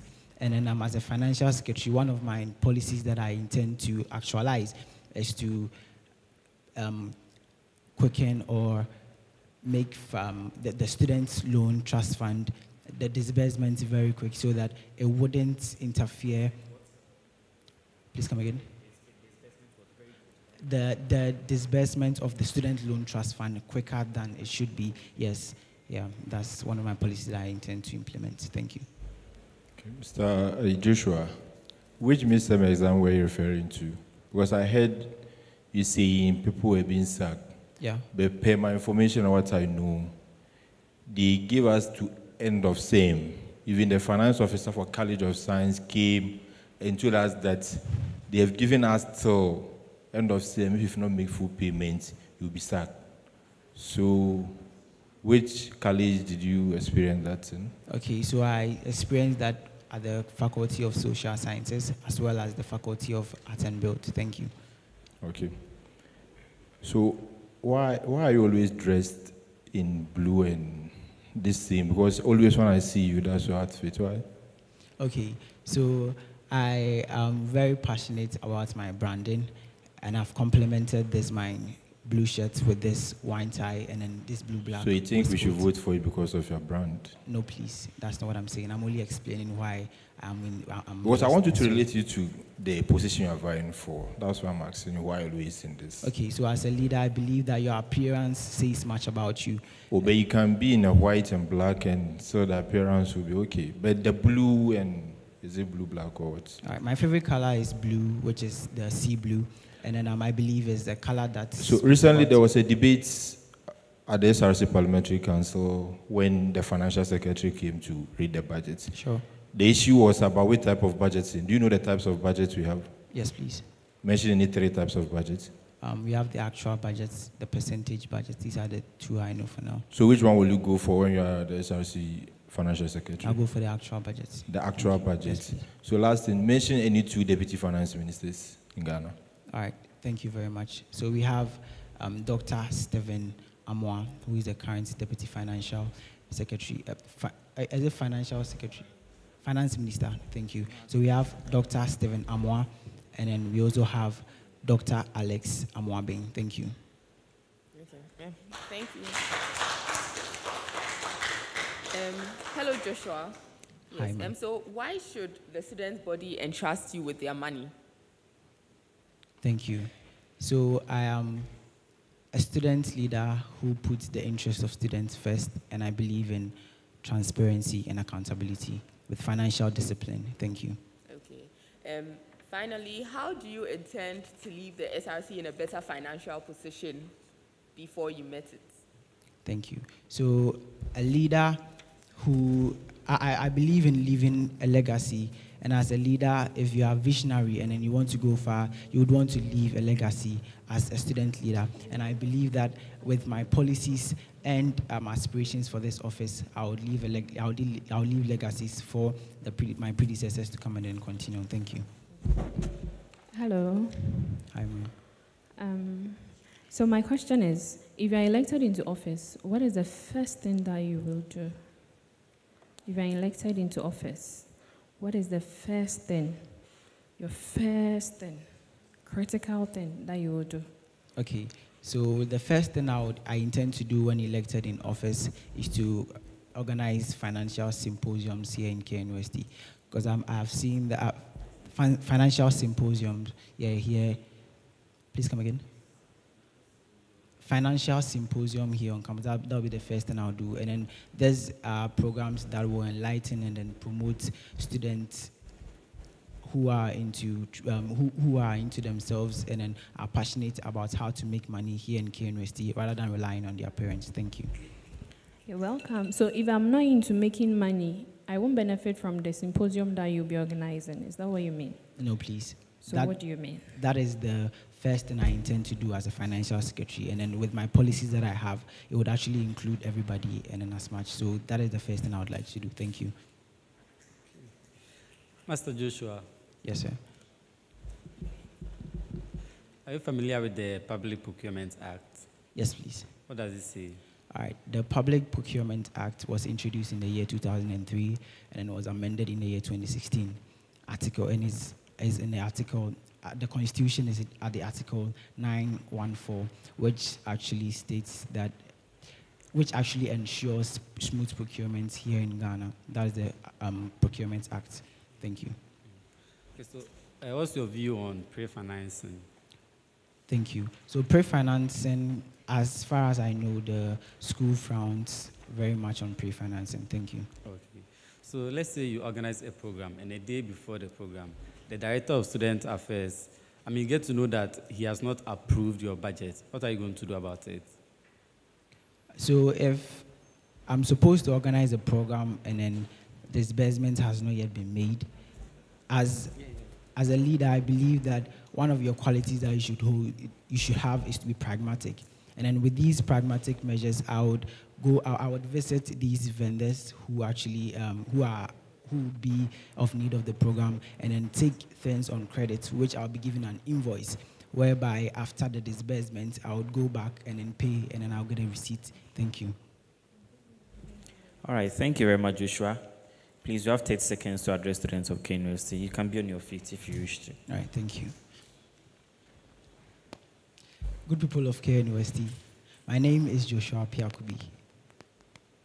And then as I've always been in your class to speak about financial discipline and accountability. A vote for Joshua is for financial discipline and accountability.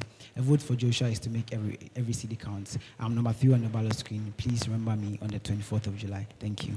Thank you very much, Joshua. All the best.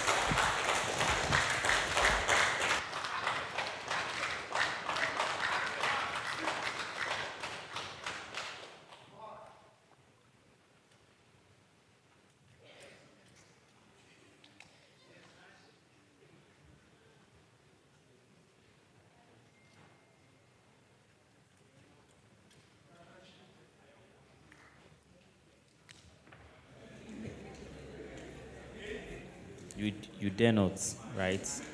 You dare not, no chance. You dare not. You dare not. Hello, good afternoon, by the way.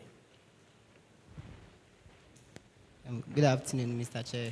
Please introduce yourself to the panel and students of KNUST. Okay, please, my name is Afuakwa Ate Jr. I'm a second-year student reading Materials Engineering. Materials Engineering? Yes, please. Oh, okay. Would you tell us more about yourself, something brief? Oh, okay. Just why are you here? Let's make simple. Why are you here? I'm here to be vetted for the position of SRC Financial Secretary. Okay, thank you very much. Please sit down. Okay, so Afuakwa, if yes, you are to sell KNUST SRC to a donor or someone you are seeking sponsorship for, what would you say? Just one thing. What would be your best shot? Please, can you come up with a question again? My question is, I'm a donor. You are seeking sponsorship from me, which means you have to sell an idea or the brand KNUST. You have to sell it to me. Okay, what would you say when you are selling that? What would be like your topmost thing you say? Okay, I would say quality education. Quality education. Yes, please. That would be your top shot. Yes, please. That's fine. So, Afoka, secondly, please help distinguish between financial responsibility and financial transparency. Okay. Financial responsibility is the duties of a financial secretary. And then financial transparency, Sorry? the duties of a financial... No. You said the duty of financial secretary is what? Financial responsibility. Financial responsibilities is the duties or roles of a financial secretary.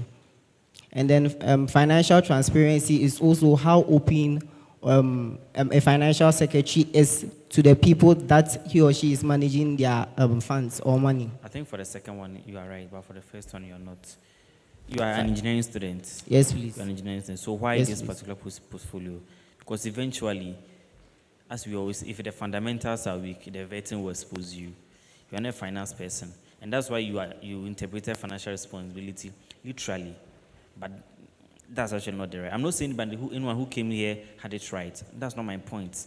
There were finance guys who still couldn't explain to the best of my expectations. But why this portfolio?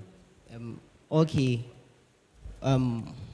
One thing that most people don't know about engineering is that it is a broad course and then it entails a lot, including business and finance. This is because we have so many departments in engineering, materials engineer. Yes, I can continue. Yeah, okay. Thank you. Yeah, hello, Afrakwa. So why should a student body entrust you with their money? Thank you very much for the question.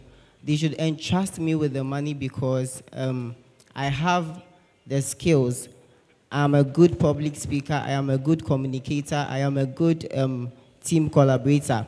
And also, I have the experience. I've had the opportunity to serve as the financial secretary for the local writers and debaters society group way back in Opoku High School. Then again, I've had the opportunity to serve as the financial secretary for Sian IT. Okay, it's fine. Thank you. I'm okay with the answer. Sorry. Okay. Yes. And the last question is, how do you intend to leave the finances of the SRC in a better or stronger position? How do you intend to leave the SRC in a stronger financial position? To leave the SRC in a stronger financial position than you met it, if you are given the opportunity to be in a financial Okay. I believe that, okay, so I would implement plan or policies to control budget and then to bring about transparent financial accounting. Please, or I should come again. Okay, I said I would implement a budgetary control plan and also a financial reporting practice. Okay. Mr. Fokwa, can you please tell us about the Public Procurement Act? The Public Procurement Act. Act.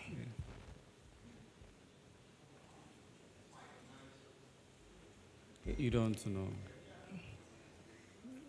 What I know is that procurement deals with acquiring goods Please, and do you know services. about the Public Procurement Act? No, please. Okay, thank you very much. But please, I would like to take a cue from the panel so that anywhere I go, I believe that it is also a learning experience for most of my colleague mates here. So okay. Yes. So basically, it talks about being disciplined in the procurement processes. Okay. Okay, that's what it is. Okay, so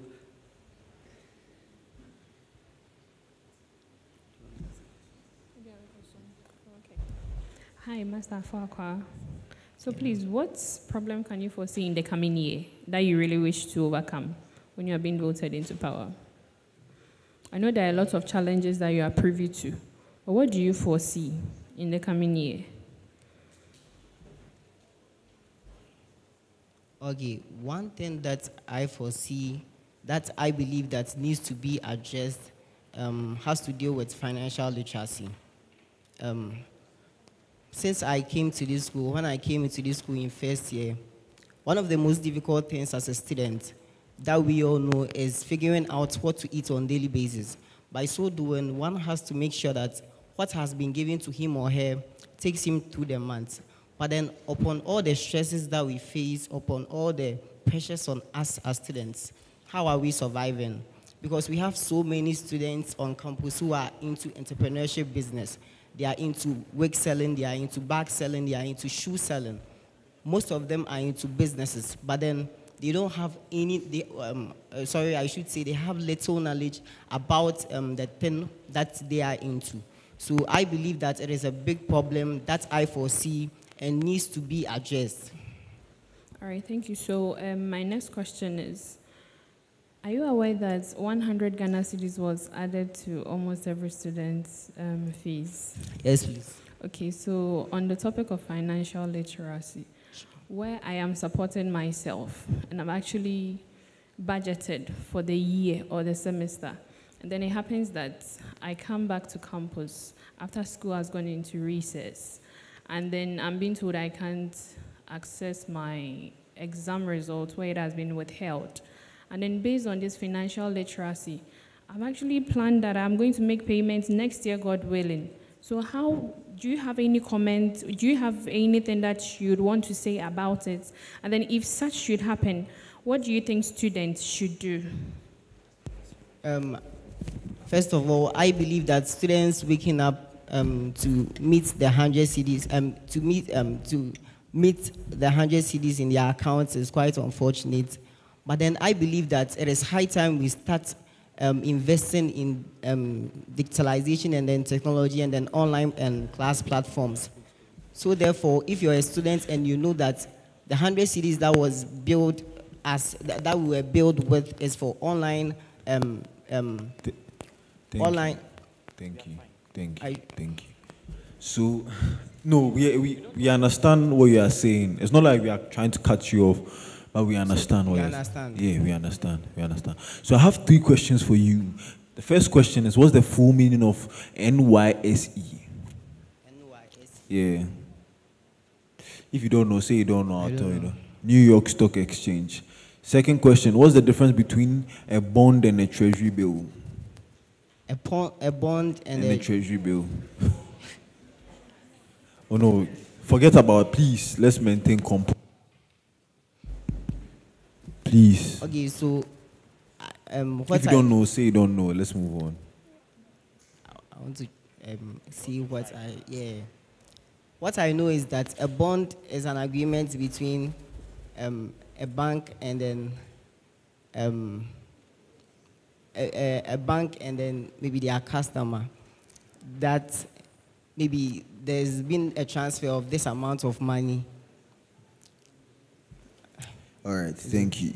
My last question for you is, if at the start of the year you had $1,000 in your account and the CD to dollar depreciation, so like at the start of the year you had $1,000 in your account and the CD to dollar depreciation, at the start of the year the $1,000, $1 was 15 CDs. At the end of the year, how much would you have in your account? Do you want to say something? Yeah, you said at the start of the... So at the start of, my question to you is, at the start of the year, $1, right, is 10 CDs. And you had $1,000 in your account. So it means you had, what, 10,000 CDs in your account at the start of the year. Right? Do you understand? Okay. So now at the end of the year, the dollar to CD is 15.5. How much do you have in your account at the end of the year?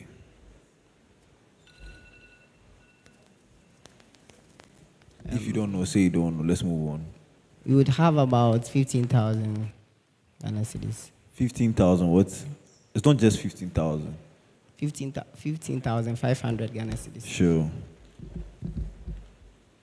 Okay, so do you know Honorable Abena Osayasari in Ghanaian politics or something? Or Ghanaian parliament? Do you know her? No, please. You don't know her. So please, do you know the difference between embezzlement of fund and misappropriation of fund? Do you know? Yes. Do you know? Then yes, please kindly differentiate between them. Misappropriation of funds, it's when someone is not able to properly manage an account or finances. Whilst embezzlement is when somebody engages in acts of stealing or theft. Okay. Do you have a fair idea of what a budget is? Yes, please. Mention any 3 types of budgets, you know. We have the static budget and then the flexible budget. That's what I know. So which type of budget will you advise the SRC to go with? I would advise the SRC to use the flexible budget. Flexible budget? Yes, please. Okay, thank you.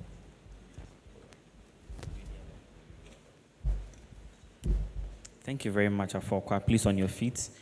30 seconds to address students of KNUST. Yes, please. Okay. Thank you, ladies and gentlemen. Once again, my name is Afuakwa Ate Jr. I'm a second-year materials engineering student, and I'm aspiring for the position of SRC Financial Secretary. You all heard what I want to do when it comes to financial literacy. I believe it is something that will go a long way to help each one of us. We need the skills, we need the knowledge to be able to perform functions, and be able to manage our resources. Once again, my name is Afuakwa Ate Jr. I'm number 4 on the ballot screen. Thank you very much, Kenneth. Thank you very much.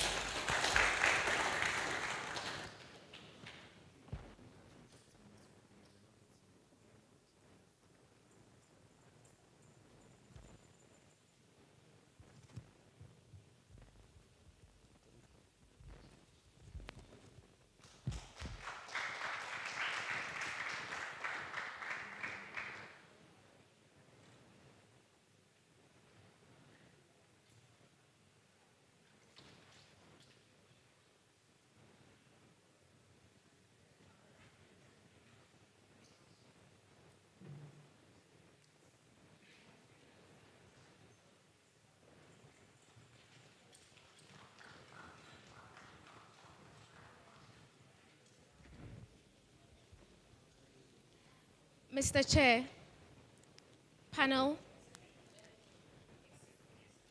Okay. Thank you.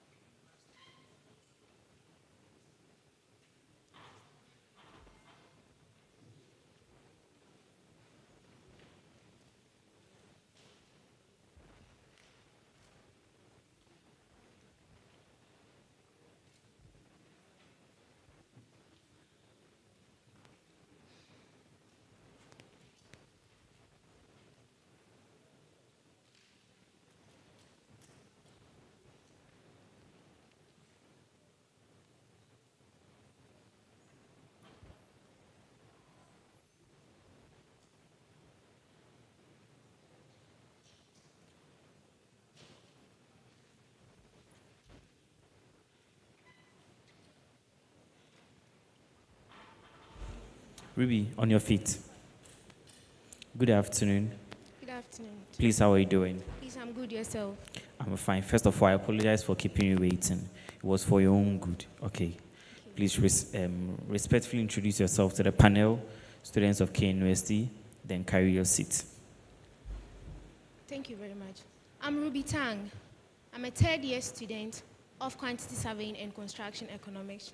I'm a God-fearing individual and a self-motivated one who seeks to excel in all endeavors. And due to my abilities to network, it encourages me to keep on connecting with like-minded individuals like myself. Due to this, I'm able to meet... Ruby, I think I'm fine. I think I know you already so far. Yes. Okay. So please sit. Thank you very much. So Ruby, when you win and you leave office, okay, what do you want to be remembered for? Thank you very much for the question. So even before you go on, the thank you is well established. It's a preamble. You don't use it anymore. We know you appreciate us. We equally appreciate you. Are we fine? Please go on. So one thing I would like to be remembered is the fact that I'll be able to really impact quite a number of individuals, especially women, because I'd like to bring on board...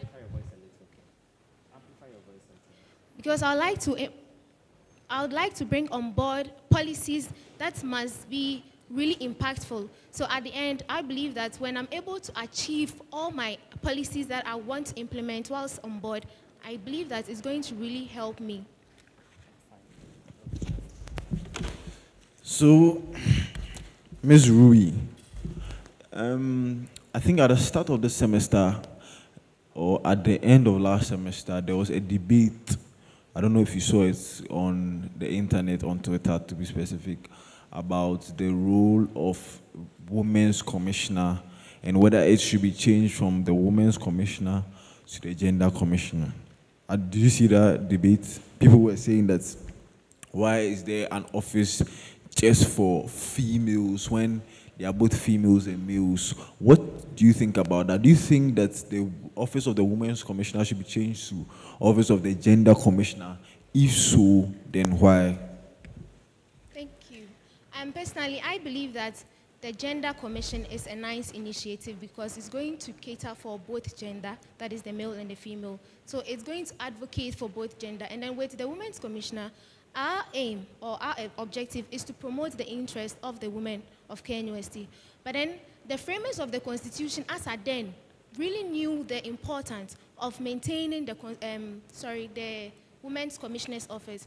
And also, we wouldn't say, mostly we think that we are here to empower the women to a particular level, and then they always feel that the ladies are quite empowered as at now.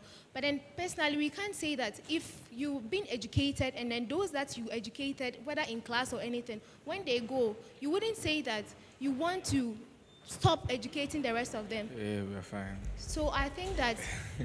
We understand. We understand. It's perfect. I mean, you mentioned the vision of the Women's Commissioner. I'm the one speaking.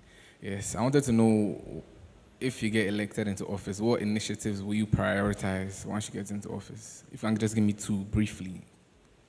If you can just give me two initiatives you prioritize when or if you get into office. Okay. One initiative I'll really focused on is the class for ladies leadership.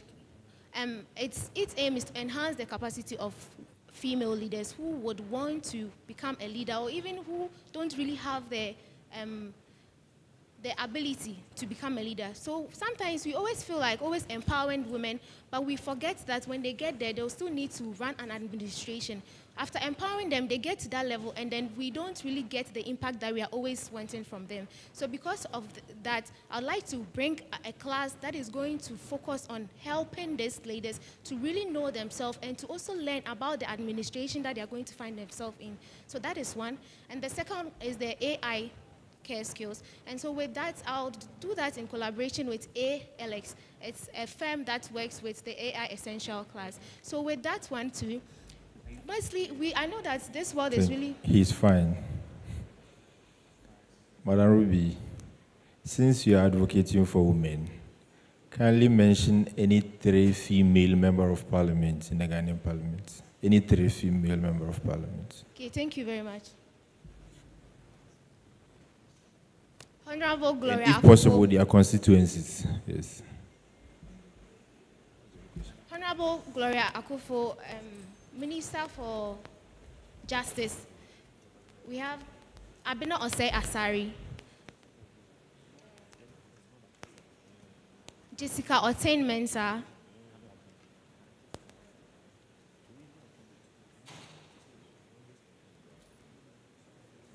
Dakwa Newman.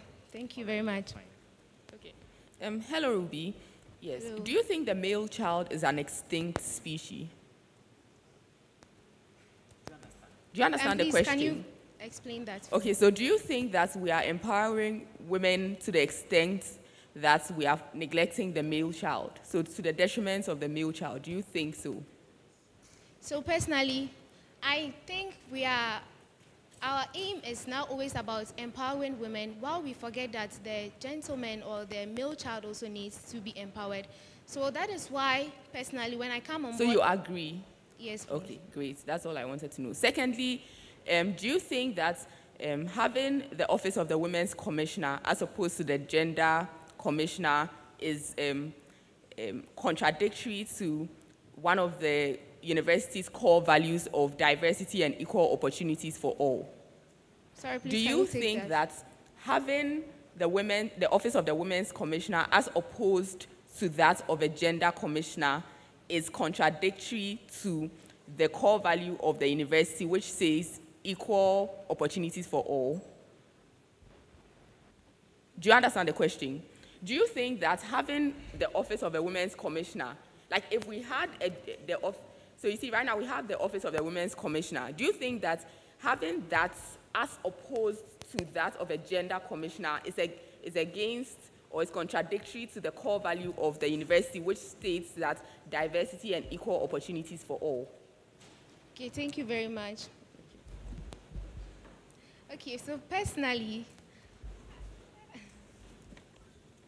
I wouldn't say that it's contradictory, because the fact that it's about equality doesn't mean that we all have the same things. So what's the difference between equity and equality? So equality refers to giving equal opportunities to individuals without considering their unique differences. While equity, it refers to the fairness and the injustice given to everybody or given to particular individuals considering their unique circumstances. Thank you very much. Okay, Miss Ruby, from your CV, I noticed that you've been a Women's Commissioner before. Yes, okay. please. So how did you measure the impact and effectiveness of your work in promoting gender equality and the challenges that the gender goes through during your previous administration? And then how are you going to inculcate it into your next administration if you have been voted into power? Okay, so one thing I actually did is organize a seminar for this woman, which was named the Career Woman. We invited industry experts to come around and talk to the women. My field is actually about construction, and we have this narrative that with the construction field, it's male-dominated portfolio, or profession. So with that, we organize these seminars to help educate these ladies out there that it's not always about you being a construction student, but it's about the impact that you are going to make while being a construction student. And we shouldn't always underestimate the fact that a lady can actually be, for example, a project manager or an architect. So being said, that's why when I come to power, with my one policy that I actually want to implement as the gender dialogue, we come together to talk about pressing issues or talk about any particular issues about this gender, regardless of being a male or a female. Ms. Ruby, how do you address apathy amongst women in KNUST? Sorry, please, I can't How hear would you address apathy amongst women in KNUST? I'm sorry, please, can you explain that? Apathy, the feeling of indifference about something. Yeah. For example, when you organize program, they don't want to come, or they just don't want to come. Please, can you explain that? I'm not really getting the point. What do you regard as consent? I'm not getting your point. With organizing programs or... Please, the next question. What do you regard as sexual consent? Okay, so, well, personally, I believe that for any sexual activity or any conduct to be done, each individual must consent to have, each individual must have this same consent before anything at all can happen. So it... Agreement. To agree to each other's. How? At what point in time?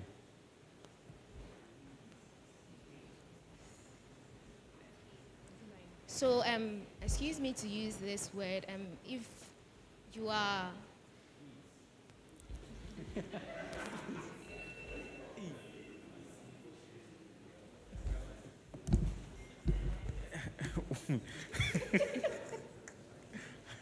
What word are you going to? Please approach. Please approach. If you can share it, I think it's good for public consumption, then I'll allow you to go on, because I don't want to indulge in it. Then the dean will call me.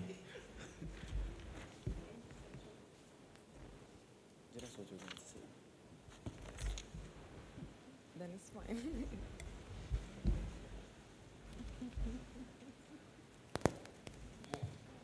Please, you can continue. Okay, so if two people agree to have any sexual activity or to indulge in any sexual activity, there must be an agreement between them, even before, in the middle, and after. Okay. Yes.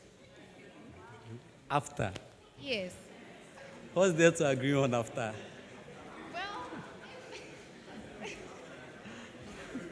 Well, after So- two... Yes, so how?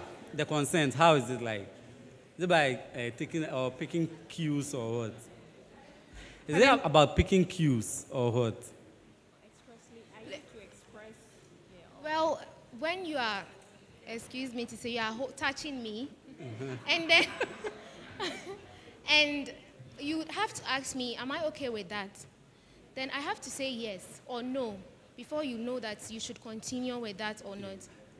So do you think men can be raped? Yes, personally, I think men can be raped. All right, Ruby, it's been interesting. You have 30 seconds to address students of Kane University.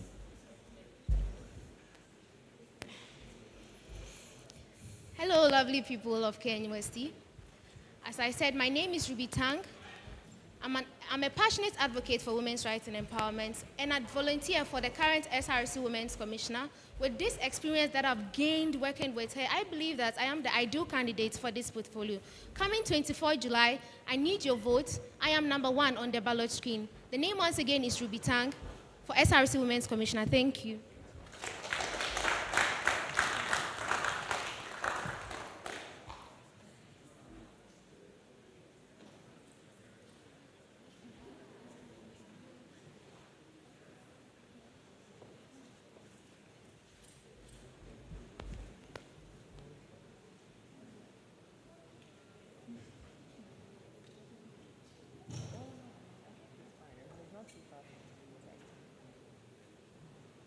What did she get in yours? D3. Okay, then it's Shifidence. Shifidence.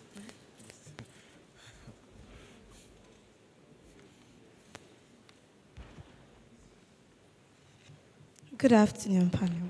Good afternoon, Anaya. Please introduce yourself to students of Kane University, to the panel, then you carry your seat.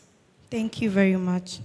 I am Nanaya Eduache, a third-year student from the Department of Physiotherapy and Sports Science, specializing in exercise and sports therapy, College of Health Sciences. I am bold, confident, and relentless. Due to these qualities I exude, I am able to adapt well in hard times. Thank you. Thank you very much. Please sit. Thank you very much.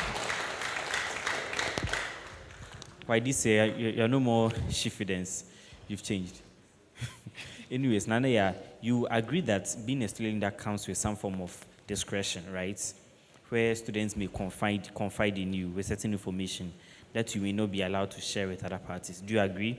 Yes, please. You agree? Yes, so what happens when a lady approaches you and admits of being, let's say, a lesbian, the fact that she's only interested in the direct sex, the same sex, instead of as our customary accepted opposite sex? How would you go about such an issue? Thank you very much for this question. So I believe that as a women's commissioner, I am supposed to be confidential about issues like this. So I don't go... Okay, please.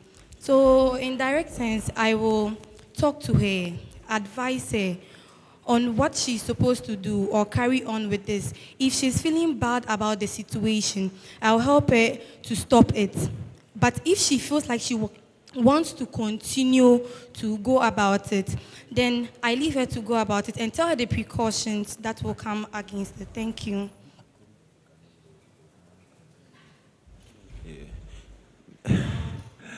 Good afternoon, Anaya. Afternoon, sir.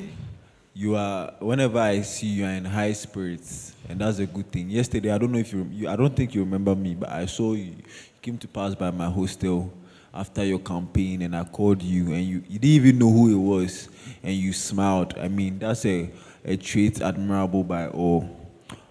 My first question to you is, according to the Ghanaian law, according to the Ghanaian law, if can a man be raped? Thank you very much for this question. Yes, a man can be raped. According to the Ghanaian law? Yes, please. A man can be raped? Yes, please. Okay. Please, can you define what rape is according to the Constitution? Please, according to the Constitution, I have no direct info about it, but in general sense, I can explain what it actually is. So your answer wasn't legal, it was based on feelings? Yes, please. Okay, that's noted. I wanted to know what initiatives you would seek to advance if, God willing, you get elected into the position you're vying for. So like your policies. Okay. Give me two policies you seek to advance early in your term. Two policies. Okay, please. So one is the gender inclusive policy, and two is the Chieftain Woman Conference. Thank you. Chieftains, right? Yes, please. Okay, since you're advocating for women, give me 3 ministers, female ministers currently in Ghana. 3 female ministers. So one is Dakwa Newman, Mrs. Dakwa Newman. 2. Her position, which ministry is she? Mrs. Dakwa Newman is the Minister for Gender Affairs. And Mrs. Ophelia Manta is the Minister, Mrs. Ophelia Manta is the Minister for Sanitation, Science and Technology. And please, I know 2 for now. Thank you. Only 2. So, what's your take on LGBTQ++?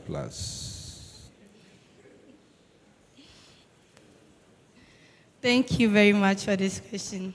My take on LGBTQ is,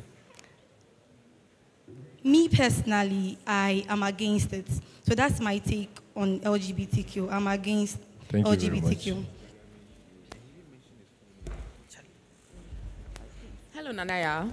Hello, madam. You seem a bit tense. I think you should relax a bit. Or you're fine? I'm fine. Okay, great. Yes, so do you think the male child is an extinct species? No, please. Okay. Why? Why do you think it is not? Yeah. The males, or should I say the males are not extinct species. In KNUST, do some statistics like the men that they admit in the school. I mean, in general, not in general. Yeah. Okay, so in general, okay, so in actual sense, in general, the women are more populated than the men, but it doesn't mean that they are extinct. We see men day in, day out in our daily activities, so they are not extinct. We do see them. Yeah, when I say extinct, I mean extinct in the sense that we are empowering more women to the detriment of the empowerment of men. in quotes. Okay, Yeah. please. Do you think that is a problem? Yes, please. It is a big problem. Okay, sure. Secondly, don't you think that having the office of the Women's Commissioner as opposed to the Gender Commissioner's office is contradictory to one of KNUST's core values, which states diversity and equal opportunities for all? Yes, please. You think it contradicts? Yes, please. Okay, thank you. Thank you very much. Hi, Ms. Nanaya. Yes, please, madam. So please, I have your form here. And then in your mission statement, you said that you help to gather and unite intentional and willing ladies to equip them in their various spheres of influence towards a desired mandate. Can you explain that? Okay, please. Thank you very much. So in this mission statement, we cannot just basically go to someone and say, oh, or a woman say, oh, let's come and acquire impact. We need intentional and willing ladies who are equipped in their various spheres of influence. When I mean spheres of influence, I mean women who are expertise in science and technology, so I say STEM, leadership and governance, business, music, etc., to come together to achieve an acquired mandate to ensure global impact. Thank you. As a follow-up to the question, okay, so if I am not having that intent, I am not willing, and I am not an expert, are you going to leave me behind? No, please. But then in your submission, your explanation, it looks as you are geared towards those who have the intent, the will, and then they have the expertise. Okay, please. Please, can I take over the question again? Yeah, you can. Yes, please. So we are taking intentional and willing ladies. But you see, there are some ladies who are out there who are not intentional or willing, or they're not expertise in their various spheres of influence. So if you are interested in building your sphere of influence, so okay, I want to be good in, for example, I want to be good in leadership. I want to be good in music, but I don't have the expertise for it. So okay, I tell you that, oh, I want to be this. So we then organize, like, let's say, workshops that will help gear you or train you to equip you in these spheres of influence towards a desired mandate. Thank you. Ms. Aduache, right? Yes, please. Thank you very much. I have just two questions for you. Okay, please. The first one, do you know any 3 women in the KNUST administration? Please, administration, like the SRC administration? No, please.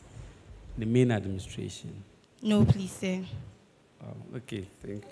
And my last question, what do you regard as sexual consent? What do you regard as sexual consent? Sexual consent. Yes. Thank you very much. So sexual consent can be termed as, okay, sexual consent can be termed as, what is it like? What is it? What do you regard? What do I regard? Okay, I give a critical scenario of me in person wanting to have maybe a sexual relation with someone. So I have to seek the person's consent. Whether he says yes or no, we should proceed before we proceed on it. Before everything. Before everything. So what about in the act? In the act as... okay, so I understand. Okay. Yes, please. So in the act, meaning the person has given me the consent to proceed. So if the person changes his or her mind, doesn't really matter? It matters. It matters.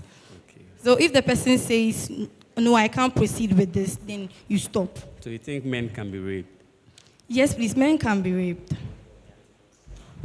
Okay, finally, do you think that the Office of the Women's Commissioner should be made Office of the Gender Commissioner instead? I mean, since you agree that having the Women's Commissioner's office is contradictory to the core value I mentioned earlier, if you remember. Yes, please. Do you think we should have the Gender Commissioner's office instead? Thank you very much. So I believe the Women's Commission can be expanded to a gender commission. Why am I saying this? We believe that when we have a man who knows his whereabouts or an empowered man, it affects the women around his circle. I think I'm fine. Yes, please. Thank you. Nanaya, you have 30 seconds to address students of Kane University.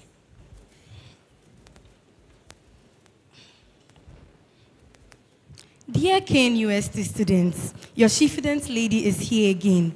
I believe it's time to acquire the Shifidence agenda. The Shifidence agenda, we seek to empower our women in their various spheres of influence and also involve men in women development activities. The name is Nanaya Eduache, SRC Women's Commissioner Aspirant. Thank you very number much, 2. Nanaya. Thank you very much. Thank you very much. All the best.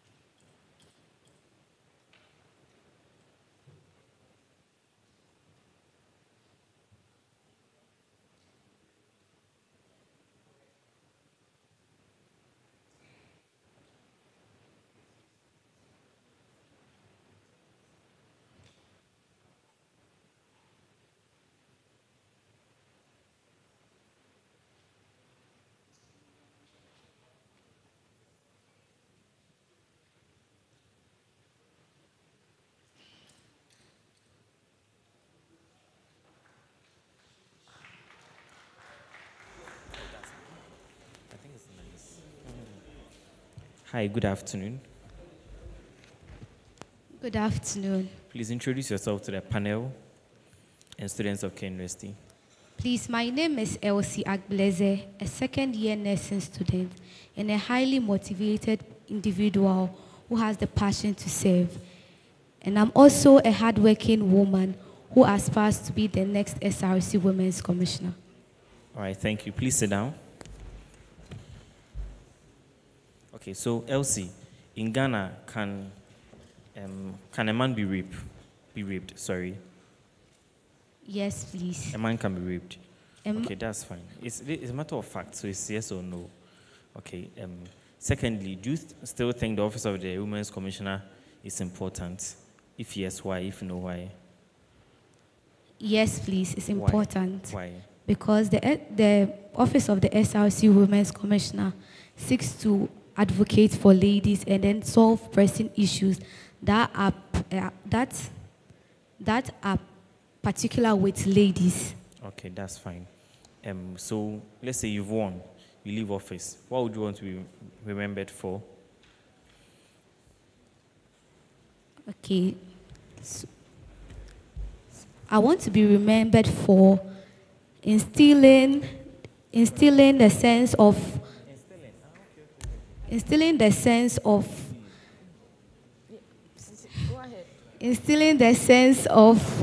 solidarity and inclusivity, and also encouraging ladies to take up leadership roles.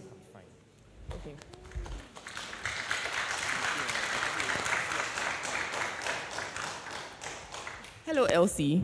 Yes, Hello. so KNUST has a core mandate, one of the core values being diversity and equal opportunities for all. And so don't you think that the Office of the Women's Commissioner should be replaced with Office of the Gender Commissioner? If so, why? Why do you think it should? First of all, do you think it should be changed from Office of the Women's Commissioner to the Office of the Gender Commissioner? No, please. I don't think the Office of the SRC Women's Commissioner should be changed to the Gender...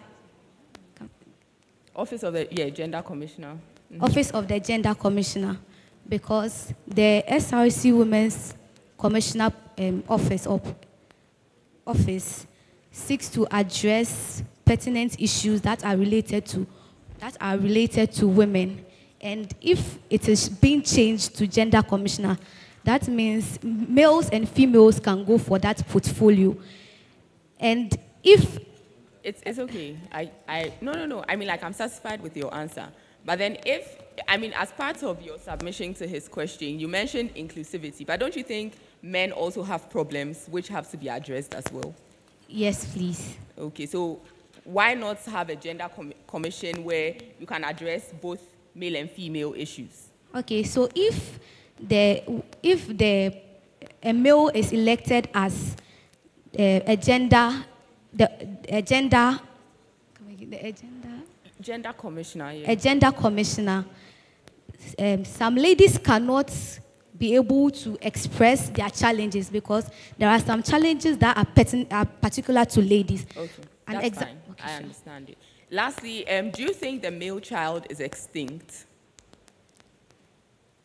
Extinct in the sense that, some people think that women are being empowered to the detriment of the male child. Do you think that is true? I don't think it is true. Okay, thank you. You're welcome. Okay. Hi, Miss Elsie. Hello. Okay, so please, do you know the theme for this year's International Women's Day? Please, the theme of this year's International Day is inclusivity. International Women's Day is inclusivity. Okay, and then the next question is, how does the Women's Commissioner work to promote equality and address gender-based discrimination? Please, can you explain the question? How would you work? Because you are for the women, right? Yes. You are here to empower women, but then, you are telling us that it's gender equality. Yes. Right, so how do you work to promote this gender equality and then address the gender-based discrimination?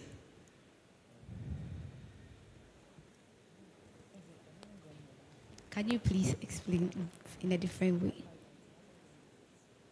Okay, so what is gender equality? So gender equality is giving opportunity and then seeing both males and females as equal and giving them equal opportunities where they can thrive.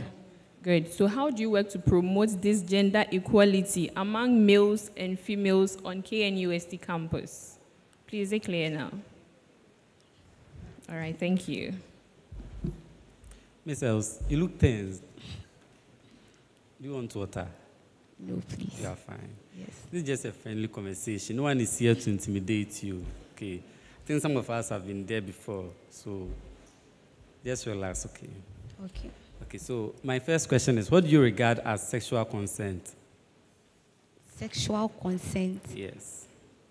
So it's asking the person for permission to touch the person or To engage in any form of sexual activity. yes, to engage in any form of sexual. So what are the timelines? Is it like before or after or when? Before, after, and during. After? Yes. What's there to? Before and during. Okay, sure.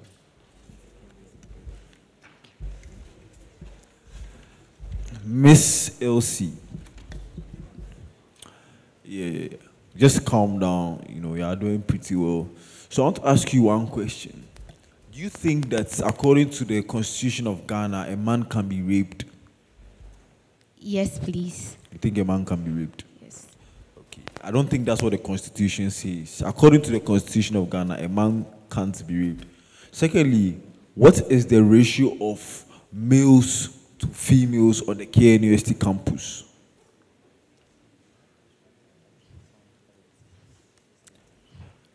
You don't necessarily have to give me actual numbers. You can give me a percentage. Okay, 40%.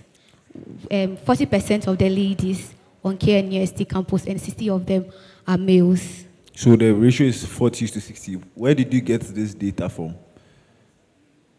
Please, I searched online. You search online? Yes, So if I open my phone right now and I search online, that's what I'm going to see? Yes, please. Okay. My last question for you is, how do you think women can contribute, like how do you think in your capacity as women commissioner, you can contribute to the growth of the SRC, the collective growth of the SRC? How do you think in your capacity as a women's commissioner, you can help contribute to the growth of the SRC? I can organize. Because now you are the women's commissioner. I would organize programs that empower ladies to take up leadership roles. Your that will help ladies take up leadership roles. Yes. Okay, but you can't do any. You don't think you want to do anything different? You don't you think you maybe you this? I'm just giving you an advice. Something you, maybe if you win, you can come and do. I mean, you can teach women financial literacy, investment, all those things. It doesn't necessarily have to be empowerment. You can, like, do you get what I'm saying? Show them how they can do it. Do you understand? Yes, please. So I can. It's fine. He is fine, so. Elsie. Yes. Please, who is the Minister for Communications? Please, I'm not aware, but then I'll check. You don't know the Communications Yes, Minister? yes, please. Who is the Minister for Information? I'm also not aware of it. Wow, you're advocating for women, no? And they are all females. So I'm surprised you still don't know them. Okay, fast forward. Before I ask this question, what I'm going to say is my personal measurement. I don't want anyone to take it. That's my personal. Currently, I see that comparing all SRC executives, Mavis is a top notch. She has taken the Women's Commission to a different level. Do you agree with me? I do agree with you. So how are you going to maintain that type of brand she has brought to the KNUST Women's Commissioner? Okay. Please, the question again. How are you going to maintain that brand? Because I felt that she has done very well compared to my first year, second year, and third year here. So how are you going to maintain that brand?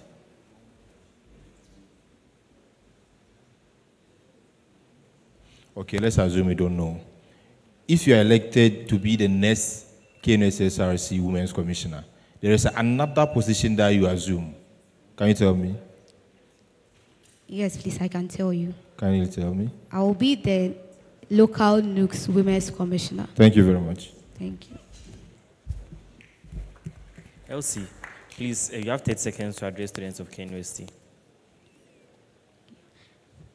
Hello, lovely people of You can stand. KNUST. Hello, lovely students of KNUST.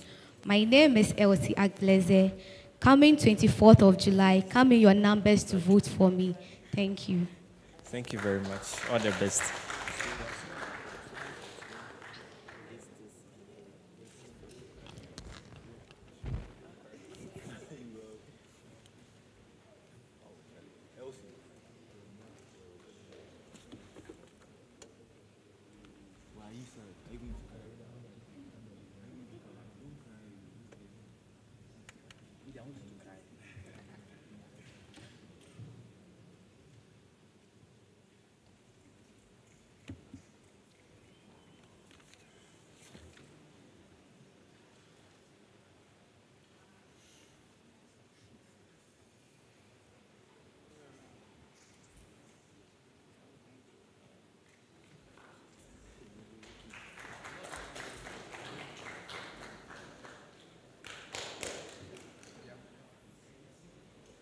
Hello, good afternoon. Or it's evening. Please, good afternoon. Please introduce yourself to the panel, students of KNUST. Thank you very much. Good afternoon, the chair, panel members. Good afternoon, lovely ladies and gentlemen here. I'm in the person of Mavis Amy, a second-year business student reading hospitality and tourism management. I am passionate and a self-driven, hard-working woman who seeks to empower and better the lives of others. And today, I am here to be vetted for the position of the SRC Women's Commissioner, as stated in the Article 11 of the Constitution, that an aspirant is supposed to present his or herself to a vetting panel to be Mavis, vetted. I think I'm fine. Thank you. You can sit. Mavis, so when you win and you leave office, okay, how distant do you think you can be from your predecessors? Thank you very much for the question. You were not expecting this question. You were not expecting it. It's nothing personal. Go on. Once again, thank you very much for the question. I believe I will be distinct based on the policies I have in mind for the beautiful women of KNU West. In what way? Straight to the point. In what way? In what way? Yeah. By implementing policies like the SRC Women's Week, which is not something we have in existence, and it will be a week-long session of programs, panel discussions to empower women and build their potential. I think I'm fine.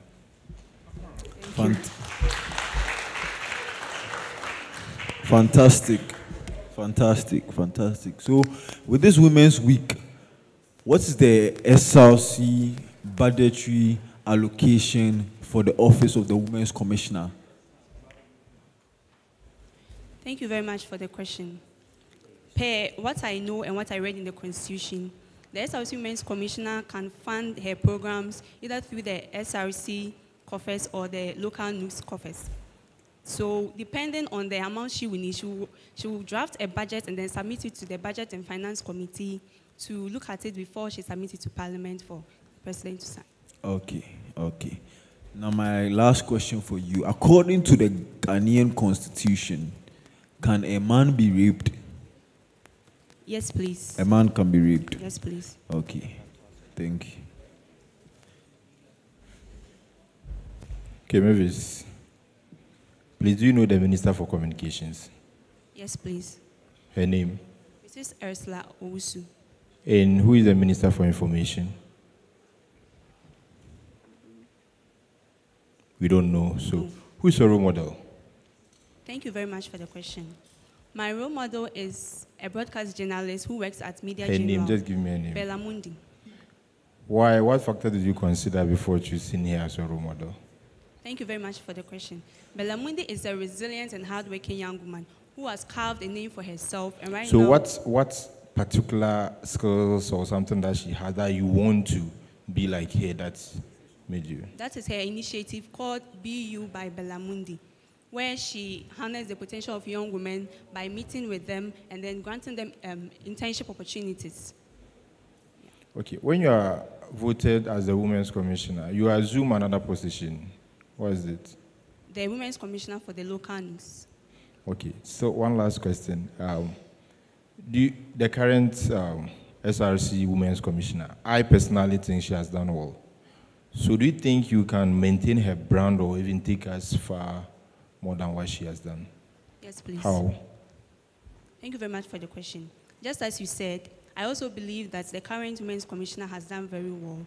But then with the policies I also have, some of them are tailored towards continuing what she started and also starting something new. What do you want to continue on in her administration? What has she started I want to continue? That is the award ceremony for women that she's yet to launch. So she started it, or it was in existence, or she started it? She started it. Okay. Is the Women's Commissioner part of the SRC Executive Committee? No, please. Thank you. Hello, Mavis. Hello. Yes. Okay. Do you think the male child is an extinct species? Please, can you rephrase the question? Okay. Do you think that we are empowering women at the detriment of the male child? No, please. Why do you think so? Because I believe that the concept of women empowerment started from being able to help women be the best version of themselves. So I do not think the idea was to go against men or to disenfranchise men in any way. Yes. Okay. Yeah, thank you. Secondly, KNUST has a core value which says diversity and equal opportunities for all. And I mean, if we are looking at it in that regard, why don't we also consider men in that we have like a gender commission instead of a women's commission? Do you think that, I mean, there's anything wrong with having a gender commission? Or do you agree to the fact that maybe the women's commission can be replaced with a gender commission? Thank you very much for the question. Personally, I believe there is nothing wrong with it because it will also seek to empower men in a certain way. But as it stands now, we have the Women's Commission. And if we can sit with management and then check the loopholes in such a policy or such an initiative, and then we get to know that it will be good, why not? We can do that. Okay, thank you. Hi, Mavis. Hi. So please, what's the difference between equity and equality? Thank you very much for the question. So equality is giving the same opportunities to people, and then equity has to do with giving certain opportunities to a certain group of people based on their circumstance. Okay, and my next question is, what was this year's theme for International Women's Day? Thank you very much for the question. So the theme was Invest in Women, Accelerate Progress. The theme was Invest in Women, Accelerate Progress. And in which month was this day celebrated? The month of March, 8th March. Okay. The final question, how does the Women's Commissioner work to promote gender equality while addressing gender-based discrimination? Thank you. Please repeat the question. How does the Women's Commissioner work to promote gender equality whilst addressing gender-based discrimination? Okay.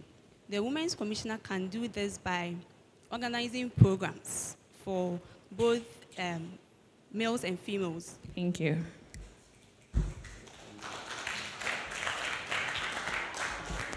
Miss Amy, I like your composure. I have just two questions for you. What do you regard as sexual consent? What I regard as sexual consent is when an individual fully fully decides to engage in a sexual activity by giving a yes. Okay, so what's the timelines? Is it before, after, during? It should be in between before, after, and during. Even during the intercourse, if the person says no, you have to stop. So the consent after, has what's to there be to throughout. agree on after? Sorry? What's there to agree on after? Sorry? You said after, and I'm asking, what's there to agree on after? After somebody can complain after that he or she didn't consent to it. So what I'm trying to say is that the consent must be throughout, not that after you are done, the person will say, yes, I agreed. Like, it must be throughout. I don't understand by you. I think you can come again with your response. Is it during, after, or before? It is before and during.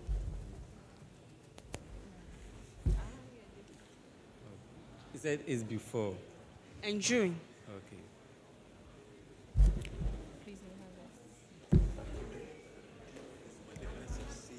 Mavis, you have 30 seconds to address students of K University.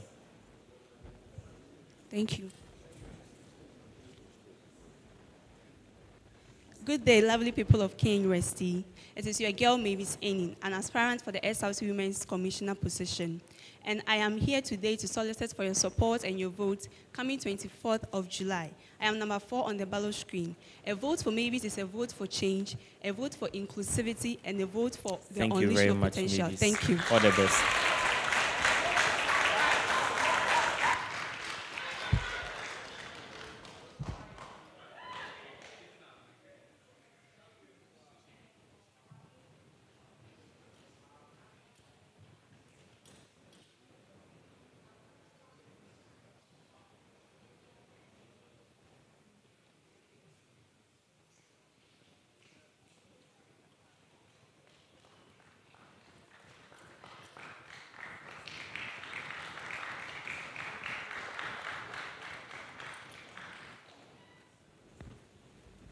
Hello, good afternoon.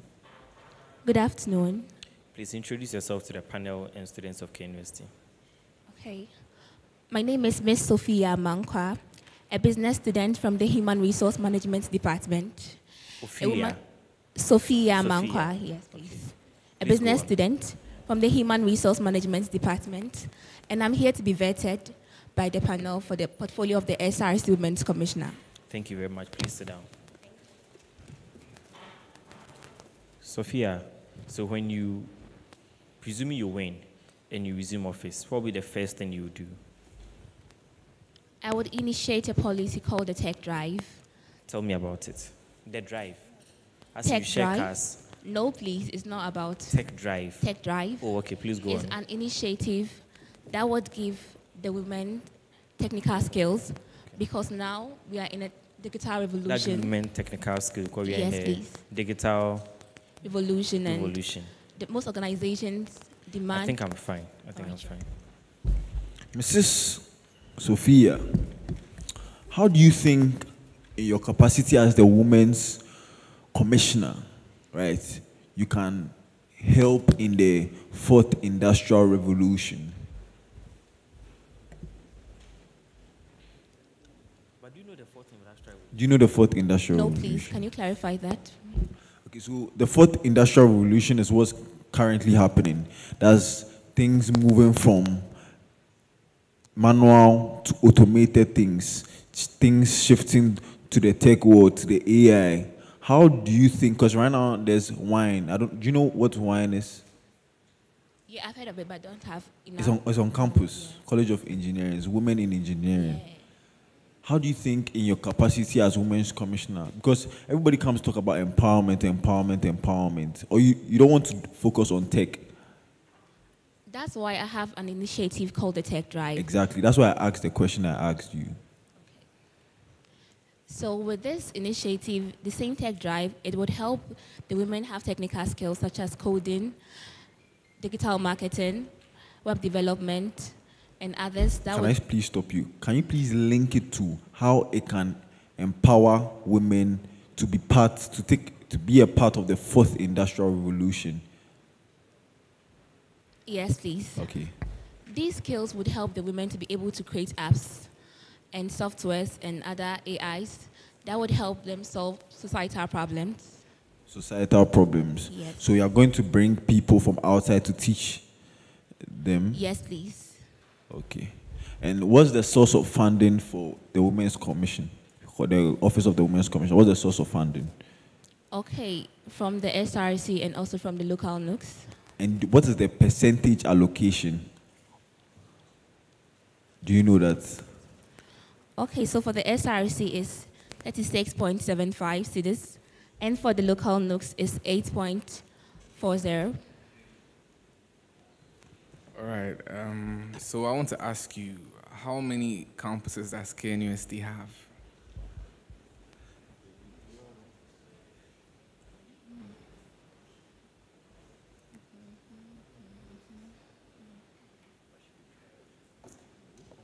Please, I know 4. 4. Can you mention about 3 of them? I want to be certain. Okay, so I know Obuasi campus. Okay. Main campus. Okay.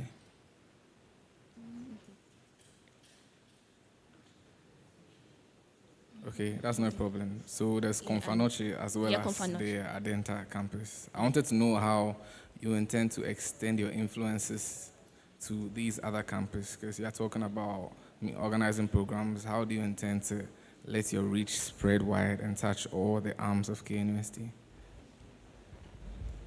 Okay, thank you very much. Please, who is the Minister for Information?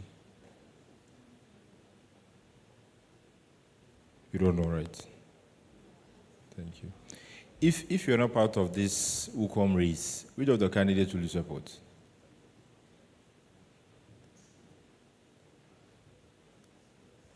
Shall I mention their names for you? I know their names already. So which of them will you support?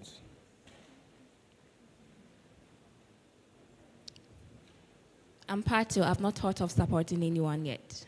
So if you are not part of the race, you wouldn't have supported any one of them, right? That's not the circumstance at the moment. So I think me being part right now, I've not seen any candidates I would like to support. Why? Because I'm part of the race, and since I'm part, I'm supporting myself. Do you think that women have not been given the necessary opportunity in our society? Do you think that? We have been given the necessary opportunities. So why the need for everyday women empowerment?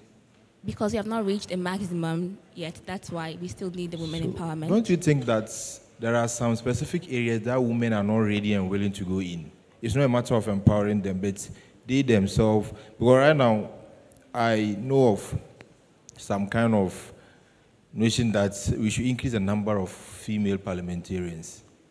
But it seems whenever we open the nomination, it's like at all levels, it's okay for everyone. But I don't see them going for it. So how will your empowerment to help them go for such positions? Okay, so I believe that women are made of more and we can do more. Just that sometimes we make fear, self-doubt, and low self-esteem hinder the good things in us. So I will create workshops, organize workshops, and seminars to educate them on leadership, to make them know how to come out with their full potentials, to be able to occupy these portfolios. Okay. As the SRC Women's Commissioner, are you part of the Executive Council? Yes, please. Okay. If you are voted into power as the Women's Commissioner, you assume another office automatically. Which office is that? The local Knust. Okay, thank you very much. Okay, so for the last set of questions, do you think that women are more inclined, to taking up roles in certain industries because of their nature, as opposed to men? Because there's a notion that men are more logical, while women are more emotional. What do you think about? What's your mind about that? Please, can you repeat the question again? I'm saying that there's a notion that, what do you think about the fact that women tend to enter roles like maybe hospitality, things that have to do with emotions, because women are more emotional and not necessarily intellect, as opposed to men going to fields like engineering, because men tend to be more logical. Because of the nature of men being logical creatures, and feels like engineering require more logic as opposed to emotion. What do you think about that? Okay, I think we are given equal opportunity when it comes to that sector, but we, the women, doesn't want to go out for it because we have this perception that it's for the men.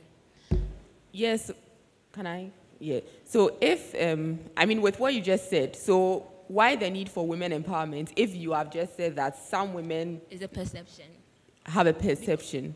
Okay, so women empowerment is not just about giving them the power, but helping them to know the right that they can do it. Okay, on that note, don't you think men also need some form of empowerment? Because there are certain positions that men wouldn't want to go to. If you go to a salon, there's a high possibility that you'd find 95% women. Don't you think we should rally all the men and say, oh, you can do this, you can come and style hair too? Okay, that's, if I get the question right, you mean why not gender commissioner, right? I haven't gotten to that yet, Oh, but okay. I'm just saying that based on your answer, don't you think that maybe men also need some form of empowerment? Because if you are saying the thing about women having a perception about certain roles being for men, men also do have a perception about certain roles being for women. For instance, if you go to a salon right now, there's a high probability that you are going to meet about 99% of the staff there who are women. So why don't we rally the men together and also tell them that, oh, you can do this, you can go to a salon and style somebody's hair? Because that's also their perception. That's maybe it's not for men. Do you understand what I'm trying to say? Yeah. Yeah. So what do you think about that? Yeah, it's a good idea to do that for the men as well. Okay. Because we secondly- organize. Okay. Sorry, you were saying something. Continue. Because we have mental health program organized for the men, and I think through that we could educate them to make them know that they can thrive in all sexes. Okay. And do you think the male child is extinct? Is? Do you think the male child is extinct? As in, do you think that women are being empowered to the, while neglecting the male children or the male child? No, I don't believe so. Okay, sure. And also, don't you think that in the spirit of women empowerment, don't you think that some women may be forced into certain positions even if they do not deserve to be there or they are not qualified to be there because they want to add up to a certain statistic? Do you understand the question? No, can you come So, again? for instance, I mean, KNUST may put set a target that by 2025 we want to achieve like 50% women in managerial positions or administration. And I mean, because they want to achieve that set target, they go around rallying like almost all the women they find, whether or not they fit into the role, all in the name of women empowerment. Don't you think that is a problem? Don't you think that is something that women empowerment is like, that is a possible consequence of women empowerment? As in people trying to get women into power just to add to the statistic instead of actually having women there because they deserve to be in the position. No, please, I don't think so. Okay, thank you. Hi, Sophia. Hello. Okay, so in assessing this current administration, in your form, you said that you actually identified this challenge, that is the lack of teamwork. Is this true? Yes, please. How were you able to measure this particular challenge and then arrive at it? Okay, so sometimes I would post a flyer and people would want to inquire more about it. And you call some people to find out more information about the flyer and be like, I have no idea. You call another person, I have no idea. That's how come I was able to conclude that there is lack of teamwork. Okay, so how do you intend to curb this particular challenge if you are voted into office? Okay, so I would collectively work with both the college executives and the faculty executives to initiate my policies. Miss Sophia, right? Yes, please. Sophia. Okay, so I have just two questions for you. Yeah, what do you regard as sexual consent? Sexual consent is when someone approves of any sexual related activities. Okay, so how?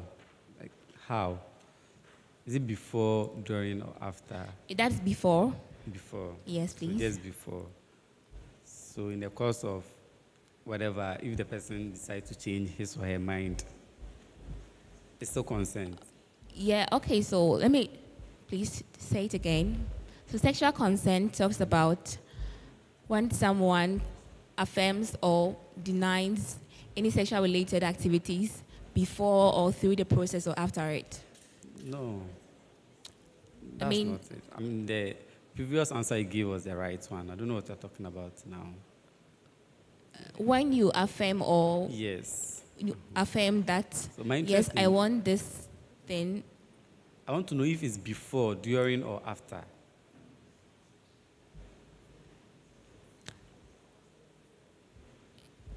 It's before. Before. So during the act, if the lady or the guy decides to change his or her mind, Does that still, is it still Yes, consent? still. If it's no, then it's no. Okay. So, do you think men can be raped? Yes, men can be raped. Okay. Sophia, you are the last person to address students of K University. You have 30 seconds. On your Okay. feet, please.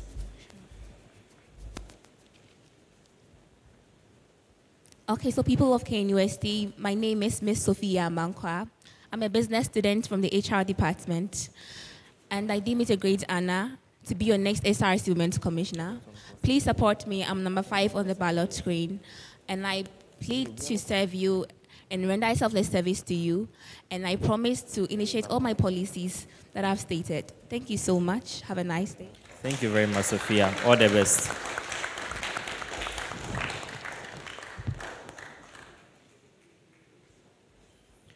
Thank you very much, audience. Thank you very much, students of KNUST. We have hopefully successfully fulfilled our mandate. We will do the necessary tabulation together with the electoral commissioning, and they will do as the constitution provides, do the necessary publication and together with its reports as expected. Thank you very much. We are most grateful for the comportment, for the cooperation, and for the cheering. Thank you very much.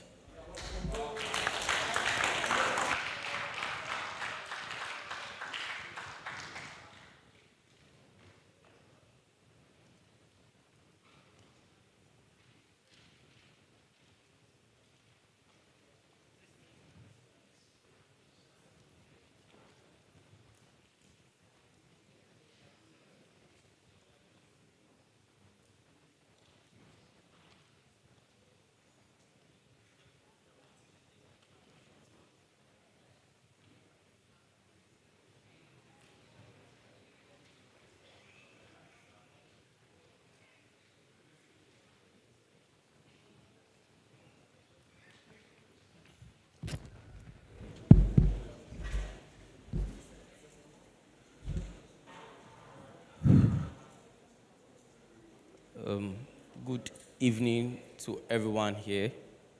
It has been a long day. First of all, I'd like to thank the Almighty God for a successful vetting. Secondly, to my own boss, patron, father, director of student affairs. And then to my able and honorable panel members. Of course, my chair, he did so well. You know, before starting, I was looking at the numbers and then the time. But he did so well, mobilizing, trying to work on time. Charlie. Thank you so much, Mr. Chair. And to my colleague students, thank you all so much for your presence. And of course, this is not the end. The main election. Yes. To my media guy, WhatsApp Tech, FFB. And to my photographer, thank you all so much. So much. There are a lot of people I would like to thank, but time might not permit me, so thank you all so much. Elections for SRC is on 24th of July. And I hope to see you here on the day of declaration. And all the best to all your aspirants. I wish you all well. Thank you once again. Bye.